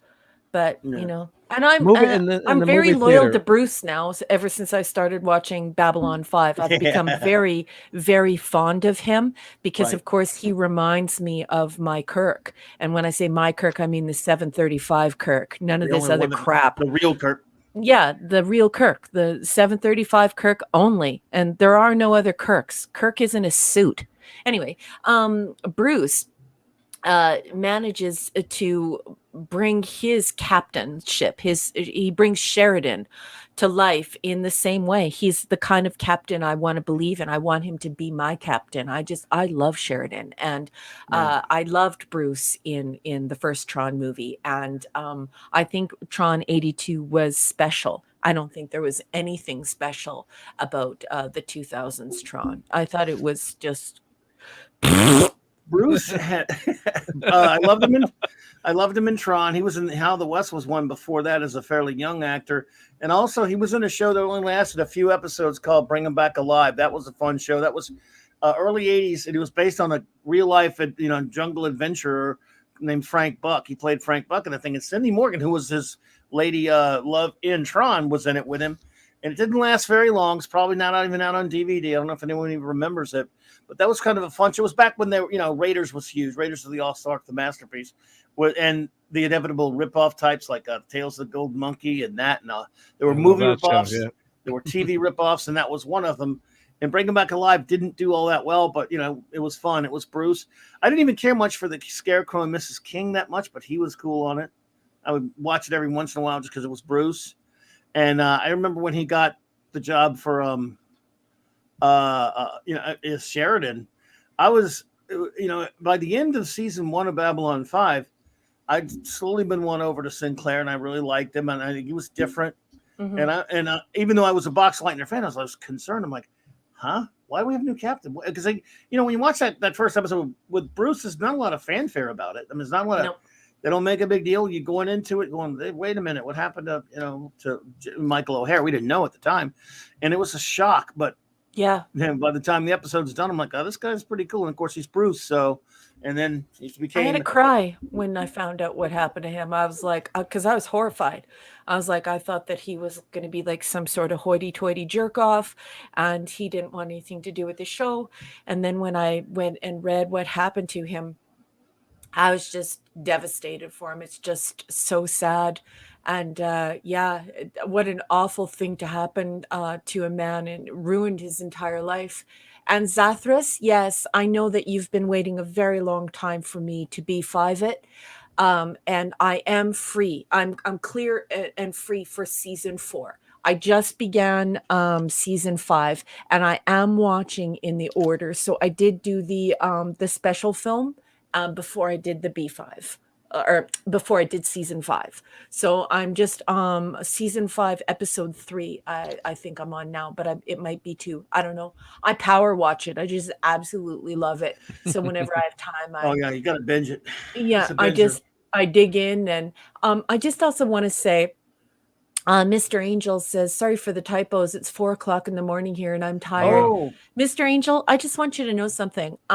Despite what I do for a living and who I am, I don't even consider any type of conversation that people put in the live chat or on Twitter. I don't even consider that writing.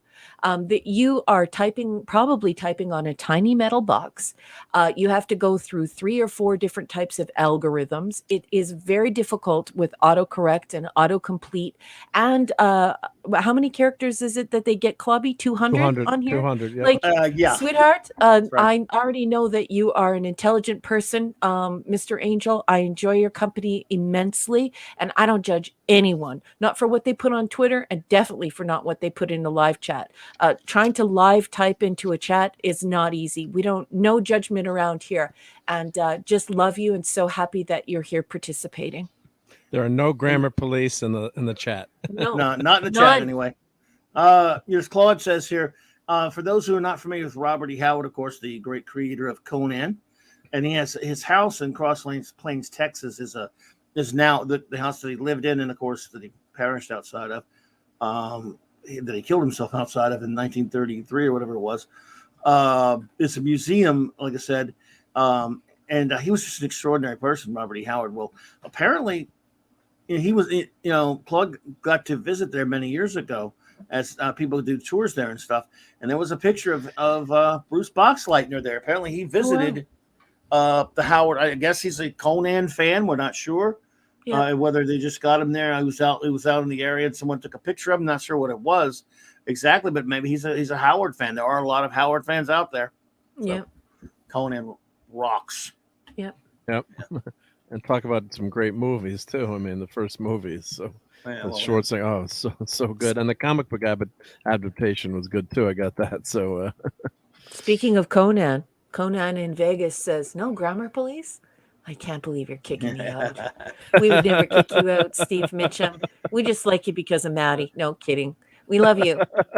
Yeah, Conan in Vegas. That's what I call him. Have you seen him? The guy's massive. I saw him on whose stream was he on? Was he on Connor Miller's stream with No, it was on Mark's stream. Was it Mark's stream that I saw him on? Oh my goodness, the guy's huge. He's a monster. And mine one time. Yeah, I just want to hand him a sword and ask him where Red Sonja is. The guy's huge. He's ridiculously huge. No arguments there. Yeah, his arms is like the size of my legs. Don't argue with him either. Beat us the up. guy is ridiculous. Anyway, he's violent. That Steve. He's a good friend, and we appreciate him being here. So yeah, that was Firebag. Yeah, the Conan. And also for those who are Howard fans out there, you should watch the film The Whole Wide World with Vincent D'Onofrio playing Robert E. Howard, based on the book by Novelyn Price, who was a professor at LSU down here that dated him back then in the 30s. And have you ever seen that one, Mark? Either one of you? The Whole Wide World? I haven't seen that. No, I haven't. Even if you don't know anything about Howard, it's called The Whole Wide World. Vincent D'Onofrio, Renee Zellweger. It's about the life of Two Gone Bob, as they called him. This amazing, brilliant writer who, by the way, he has a pen pals of H.P. Lovecraft. They used to write back and forth. He was. Oh yeah, they were both respected each other. Howard, and this just is it talks about his life, and it's a beautifully shot film and everything. It's really amazing. And there's some of the really great scenes when he's just explaining to this woman that he met. She's going to LSU to study, and he's very frank with her about her stories. She knows he's a writer, so she tries to get him to critique his stories, and he's too brutally honest about them. And yet she thinks he writes crap because he writes boxing fiction and Western stories and all these different types, Solomon Kane and all these pulp adventures. And he's in this scenes where he's describing Conan to her, and they got these sound effects going and stuff. Man, it's amazing. That sounds great. It's brilliant. Gonna have to hit that up. Great The film. Whole Wide World, folks. The Whole Wide World, 1996. World, 1986. 96, 96. 96. Sorry. Yeah. Uh, Renee Zellweger. That would be 96, not 86. Right. What am I saying? Anyway, sorry. Vincent D'Onofrio is one of the greatest actors I've ever seen. I mean, he's great in that. And then if you see him as Kingpin on Daredevil, he's terrifying. He's brilliant. He's also fantastic as Thor, right, Steve? Yeah, he was sort of Thor. Yeah, in Adventures in Babysitting. Yeah. But he was Private Pile in Full Metal Jacket. Yeah. But yeah, he talks a lot. Even talk a little bit about it in the film where he's talking to H.P. Lovecraft, but Lovecraft was well, they were both loony. But yeah, you got to see that. I mean, that's one of the best biopics. I mean, sometimes the best biopics are about people you may not even heard of.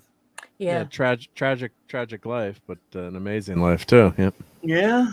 Oh, Claude is saying that Whole Wide World is free on YouTube. Oh, really? Wow. I didn't know that. Right on, hun. Do you have the URL? And does Mr. Parrish have a wrench? No. Okay, well, maybe Mark D with a C can grab that. Yeah, somebody with a I'm wrench. looking for it. Yeah. Or give him That's cool. I love it when it's on YouTube because free. I did not know that was. I have a nice DVD of it, but yeah, that's even cooler that it's free. So yeah, I think he gave it to me. In fact, it's not free in Canada though, Cal. Sorry, probably. Well, of course not, right? Like this is blocked from your region, Just right? guessing, yeah, because a couple of things you were looking for. I'm like, oh, Raquel, you can watch it on YouTube, and then you're like, actually, charging me for it. He does have a wrench. Good. Yeah. Go ahead up and throw that up. Mr. Parrish, please throw that up in the chat because free! Now you realize he's going to make a joke about throwing up in the chat now. Well, I'll be upset with him if he doesn't. A year or so ago, that's true. Renee Zellweger came to Baton Rouge they had a showing of it at he got to go. I wanted to go to that thing. It was they do these Fathom events. I love those where they show, big special showing of a film or whatever. So anyway, yeah. So yeah, great film. Well, I haven't watched that in ages. Yeah, Mr. Angel says nothing a VPN can't solve. No worries. Typical Aussie, eh? No worries. No worries, mate. Oh my goodness. Well, yeah, but what else is going on, folks? We got to let's see. We're going to talk about a few things coming up. I don't know what would be I'm trying to think of some comics topics I've got solid forever. I never have to worry about those. Yeah, pretty much. In fact, I've got so many I don't have to get to and stuff. So, I think here it's just a good idea to come and hang with everybody and just kind of doesn't have to be anything planned or anything like that. In fact, it's probably better off when it's not planned. Although we'll have to discipline ourselves a little bit because we'll go to Star Trek every damn time, just about. I mean, we're really Star bad. Trek, Star Trek zone, right? Yeah. Well, we should tell everyone how this happened, right? Like the boys came up with this idea because every time we're near one another, we actually have like a 3 or 4 hour conversation where we have to remind each other what time it is because we have lives and jobs and stuff like that. We have to get up anyway. And so the boys just got together and they just said, well, if we're doing this, like if we're constantly talking about all this stuff and we always bring up all this cool, weird stuff that we're always talking about, maybe we should do it on air. So what you're basically watching right now is our regular talk. This is how we regularly talk when we hang out. So I'm happy you're all having fun talking with us. It's really funny because ever since I've been on this YouTube thing, I've realized that I can connect with, and I know this sounds very cliche for nerds and geeks, but with my people. And, Mark and Clobby would be my favorite people who I would meet up at the Vegas Con, and I would spend the entire week with them, just hanging out, looking at stuff, buying things. All of our families would be eating breakfast, lunch, and supper together, and just hanging out and having a good time. Yeah. And so it's just so crazy and wonderful to have this YouTube thing where I can just hang out with my friends, and we can have real discussions, real life discussions about the stuff that we really love. And the fact that that other people want to join in that circle, in that little huddle with us, and be a part of that team is just amazing to me. And I consider it a great honor, and I just think it's wonderful to have the company of these two great men who I call my good friends, and to have all of you in the chat chiming in, joking, and just being great friends to all of us, and creating this wonderful atmosphere. Oh, well, Thank you. I love it. I mean, this is what I love to do, is geek out with my geek bulbs. Yep. Buzz, so Well, I was at the last comic show I was at, NYCC 2019, and one of my buddies like, "You look so happy here." I'm like, I was like walking like, "These are my people," It's like you're just, he's not as hardcore of a comic book fan as I am. It was just so much fun to be in that, with everyone wearing costumes and cosplaying, and everyone interested in the same stuff. So I do have a ticket for NYCC 2021, but most of the retailers have pulled out. That's a tight one, though. That's a tight, smelly one. That's usually very busy and very stinky. Yeah, but they're all my people stinky. So well, no, I'm right there with you. Whenever I walk into a con, the first thing I do is I stand just beyond security. I raise my hands, literally do this, ask my husband. I raise my hands up and I yell, "My people!" when I go into the con.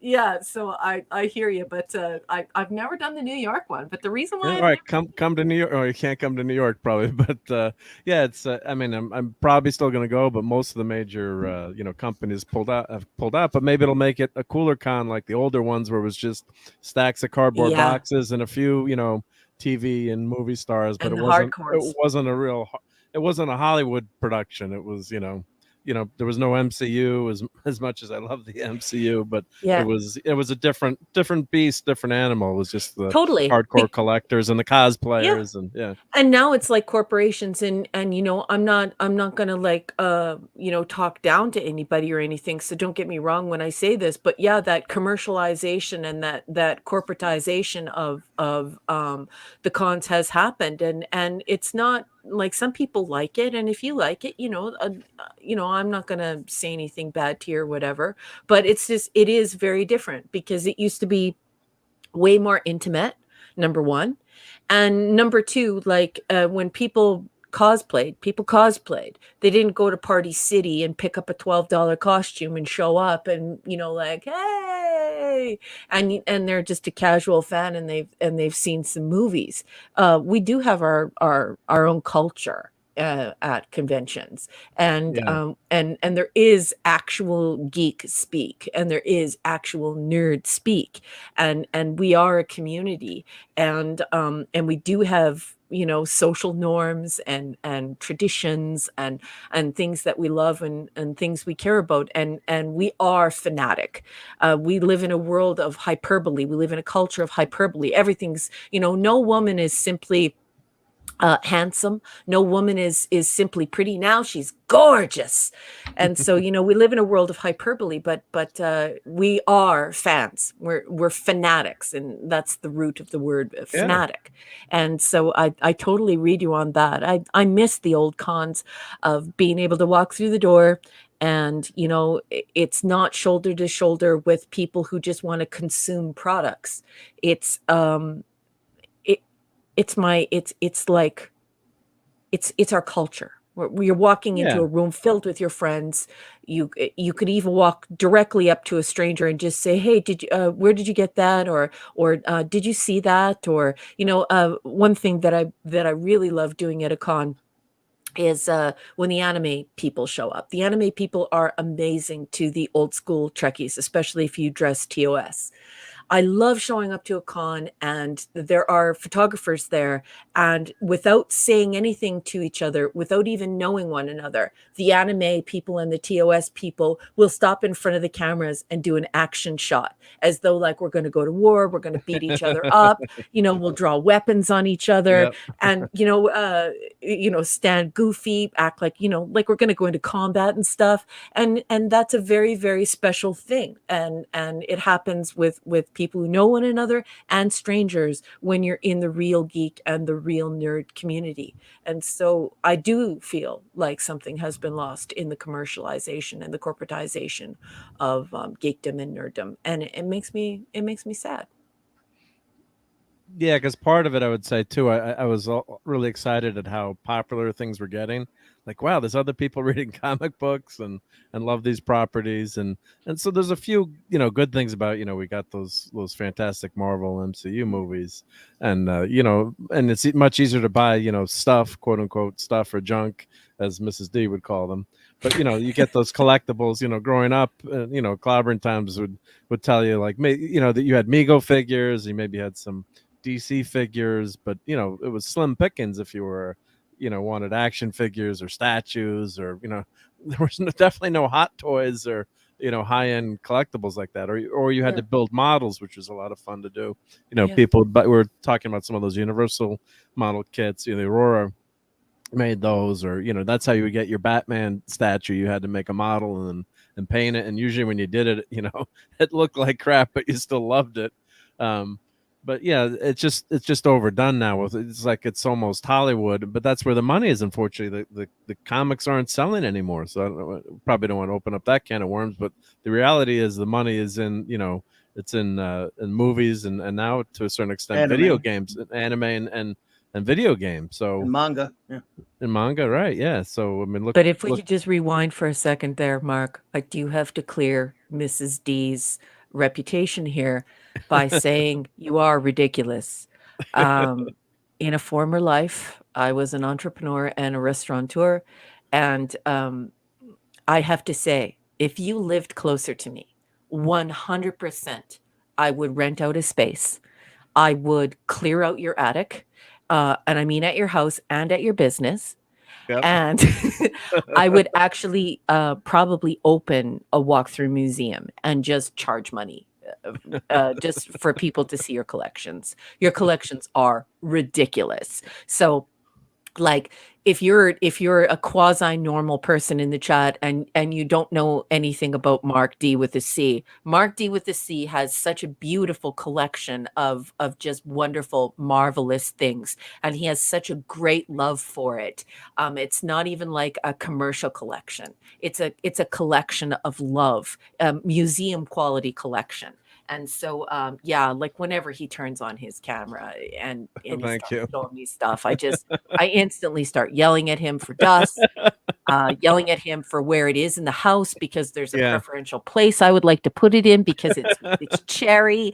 Or send it to Canada. Or just send it to Canada. I have often promised Mrs. D that Andrew, my husband, and I would drive down to the USA and we would get a U-Haul and we would relieve her of the burden of this museum that Mark has been She would love that. Yeah. Well, something we used to do as a joke, especially when we were first married. I love my action figures. So we have had like a nice china closet or cabinet, whatever you call it. So I'd throw like some action figures in there to see how long it would take before she would notice them. Or I have some Star Trek Physiograph china, so I'd put some of the plates in there to see if she would notice it was Star Trek china in there.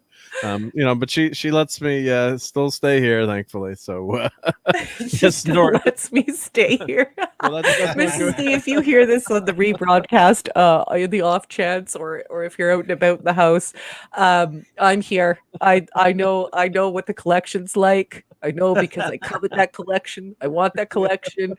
I mean, not the beautiful the CLOBBERIN Times collection, which is extensive and gorgeous.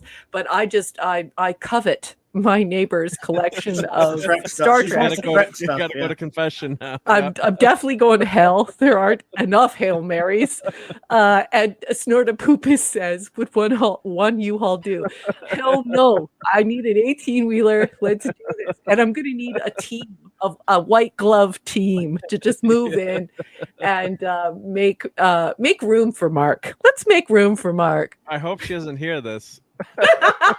She's gonna take you up on that offer because, like, right now I pulled up. We had that storm, thankfully, Hurricane Ida, the remnants, thankfully, missed. Was terrible and did a lot of damage up here. Like my friend in Jersey, his whole basement got flooded. Or actually, I think maybe more people were killed than the New York area. Don't quote me if I'm wrong, but there are a lot of people in New York who lived in basement apartments, and their basement apartments just filled up, and they couldn't get out in time. It's so horrible.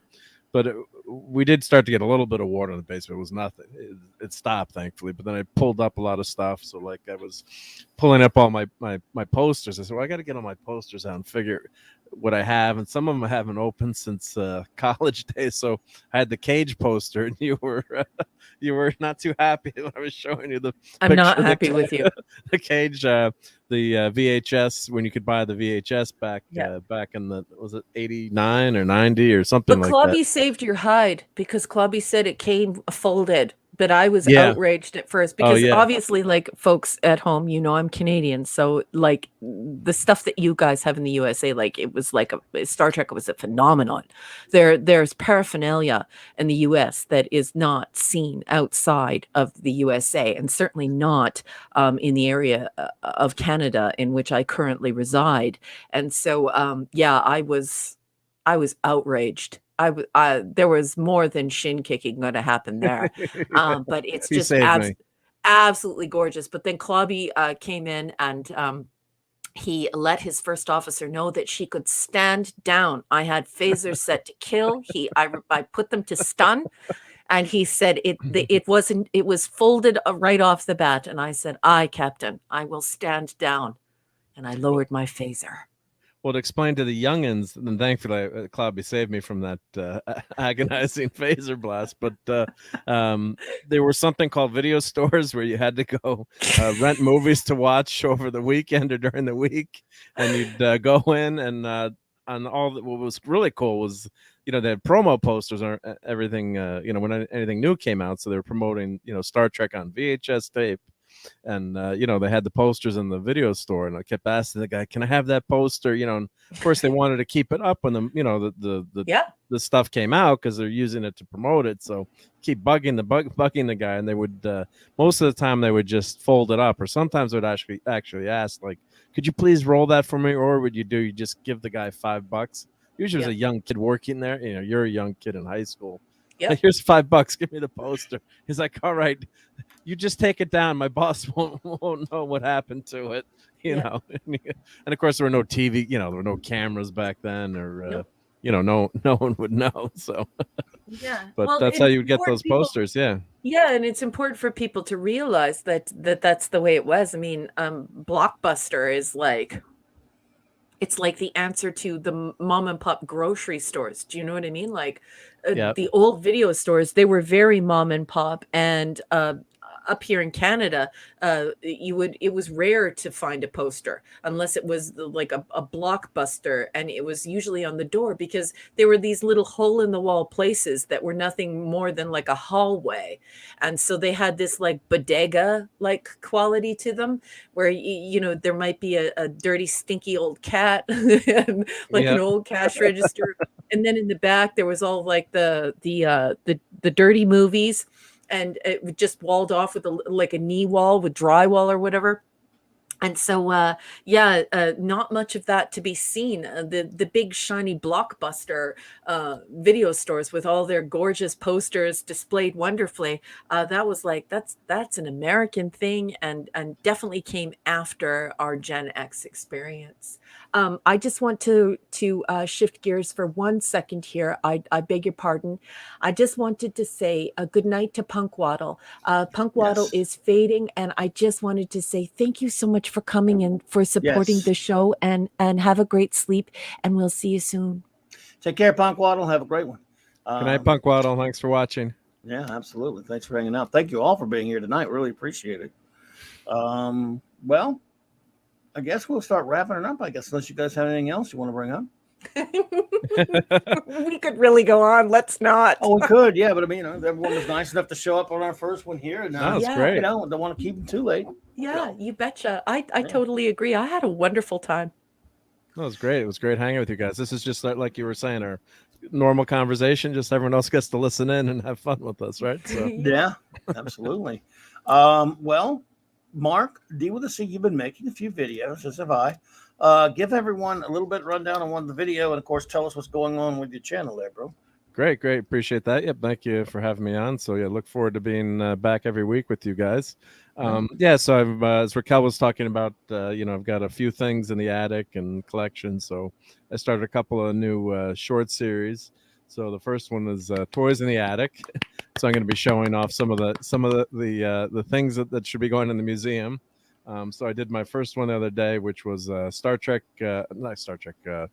Wars Lego minifigs. So I had bought the first 3 sets of minifigs, which are really cool, and they've got a nice base. So I'll post that in the chat, the video for that. And then I did tonight. I did my first video called Enabling. So trying to get get Raquel to spend more money and anyone else. So the first one was Planet of the Apes Migos figures that Tops are selling. And Nice. they've had some really nice ones too. Like, and Green. They did Green Arrow, and they have a new costume. So they're updating some old figures, and they're adding new ones. Like they had Worf last week, which I probably should have bought but didn't. The Worf figure looked really awesome. Good, yeah. The Worf looked really good. And, I got a new Mego figure, by the way. What'd you get? Well, a buddy of mine picked it up. I won't see him for a while, but he snagged me the Rocketeer in Mississippi, the newest one. Oh, nice. That new one, it's amazing, dude. He just found it at a Target over there, and grabbed it for me. I don't know when I'll see him again, but now I've got that one. So yeah, so sometimes Target or actually Marshall's up in our area. Like my mom sometimes will find stuff, and even the missus, once in a while you'll find something that's really, really, cheap, cheap price, and then but you can grab it in a store like that. And there was a store that I used to go to all the time before they discontinued their toys. They had it was all the secondhand, well, not secondhand, but second run toys. So anything that didn't sell out in KB or Toys R Us back in the day would end up, like action figures for $3. So they got to know me by name there. So so the fun of it is, just going through your collection and sharing with people. It's so it's so, I appreciate it so much. And someone says, oh, that's so cool, or I like that, or I had that as a kid and you still have it. How do you still have that? But so that I really appreciate, sharing. That's what's fun, is sharing what your love of something, your passion for something, and getting that reaction and being able to hang out with people. And that's why hanging out the con is so great, because it's your people. So that's what YouTube has been fantastic. And some people post in the chat how how this community has helped, especially with the lockdown due to the vid, and people not being able to get out. But the side benefit has been being able to meet all these new people and being able to hang out. So I really appreciate being a part of this, and thank you for letting me be on to geek out with you guys, bro. Glad. Thank you for being here. Thank you for being here. Justin Orme, thank you for popping in. Good to see you. Thank you. Well, and number one, I'm about to do our show note, but do you have anything to close out with before I do this rest of the show notes? I'm a science fiction writer. I write short stories. I write science fiction short stories and science fiction flash fiction.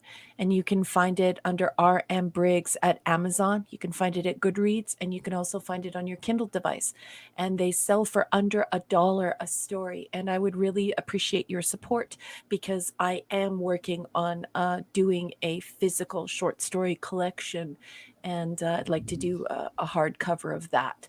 I also just want to thank everyone in the chat for their marvelous company tonight. And I want to thank everyone who wrenched for us. And especially, I got to give a shout out to Claude. Thank you so much for coming tonight. It was great to see you. Been forever and a day since I've been able to share your company. So wonderful, wonderful. And I hope you'll be back next week. I just want to thank Mark for his marvelous company and for sharing his little geekdom world with us, which I absolutely love. It's a marvelous world. And I just want to thank Clobby for giving us this space. I love you, Captain, very much. And I appreciate this space. And I always have a wonderful time when I share your company. So that's it. Well, thank you, number one. And there, of course, is that link for my wonderful first officer's works in the chat there. And, of course, it is in the description below, as are the links up. Did you put your link in for the channel, Mark, by the way? Oh, I did. Yeah. Thank you. Okay, good. Please go to, if you have not already, please Yep. go to Mark's channel and subscribe to that as well. Saturday night, folks, it's trekking time. We're beginning the third season of Star Trek The Next Generation. So, yeah, we got here. We made it. Didn't think we would make it sometimes. But we did. It's been a long road getting from there to here. Oh, that's going to go over. But I'm pumped. Yeah, it has been. It never ends, my folks goodness. at home. It never ends. I don't know why they put up with me. If they were, I think if they were even slightly less geeky, they wouldn't put up with me. There's where you're wrong. And there's a Watchmen episode this season too. Yeah. Mm. Keys Custodio.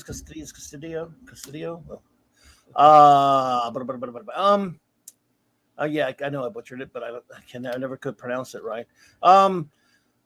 What Monday night, chapter 5 of the big 5-part Monday night Mark C Comics Talk extravaganza series of the great team up book started with World's Finest, then Brave and the Bold, Marvel team up, Marvel 2-in-1, which the last two both featured the great Mark D with the C with me, and had a great time Monday night, man. It was a lot of fun. That was fun. Yep.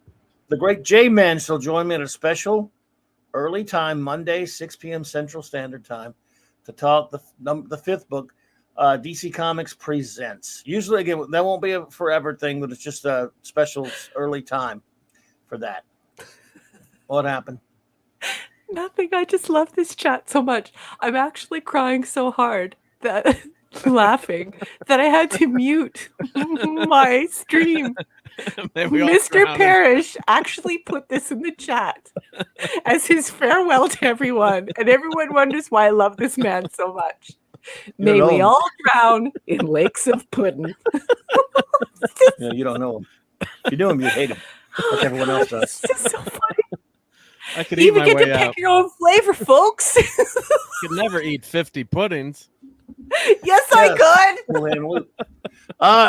So we'll shout out everyone that my chat will show me that is still here. Of course, the great Chris Persia. Thank you so much for being here, my friend. Claude, who will forever be called Claude now by me. Catman, aka Dee Myers. Huh? Nothing. I just said it's fancy French. Yes, it is. Catman, Snorta Poopas, buddy.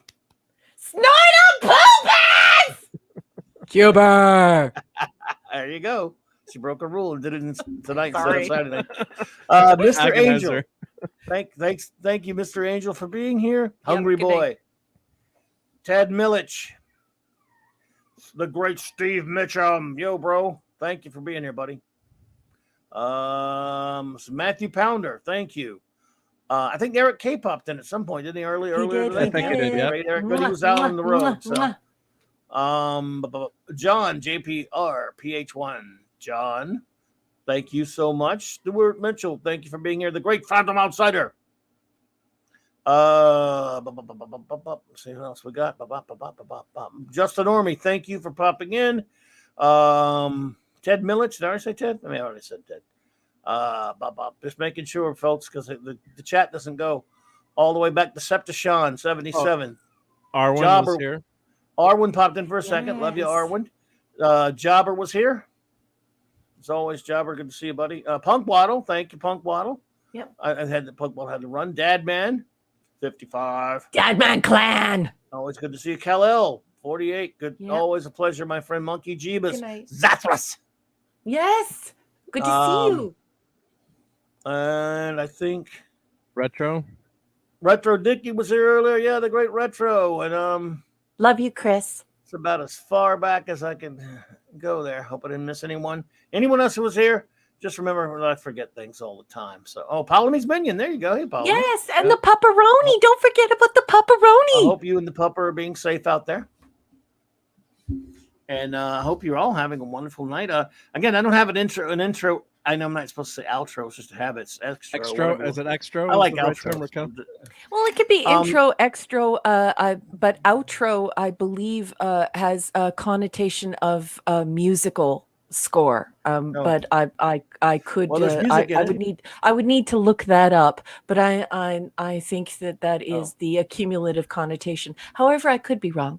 Well, even if you're in broadcasting school, that's what we were taught: intro, extra. But outro is correct as well. I just don't think it's the custom where I'm from, and I think it's because it has the accumulative connotation of a music, the outro of a musical score.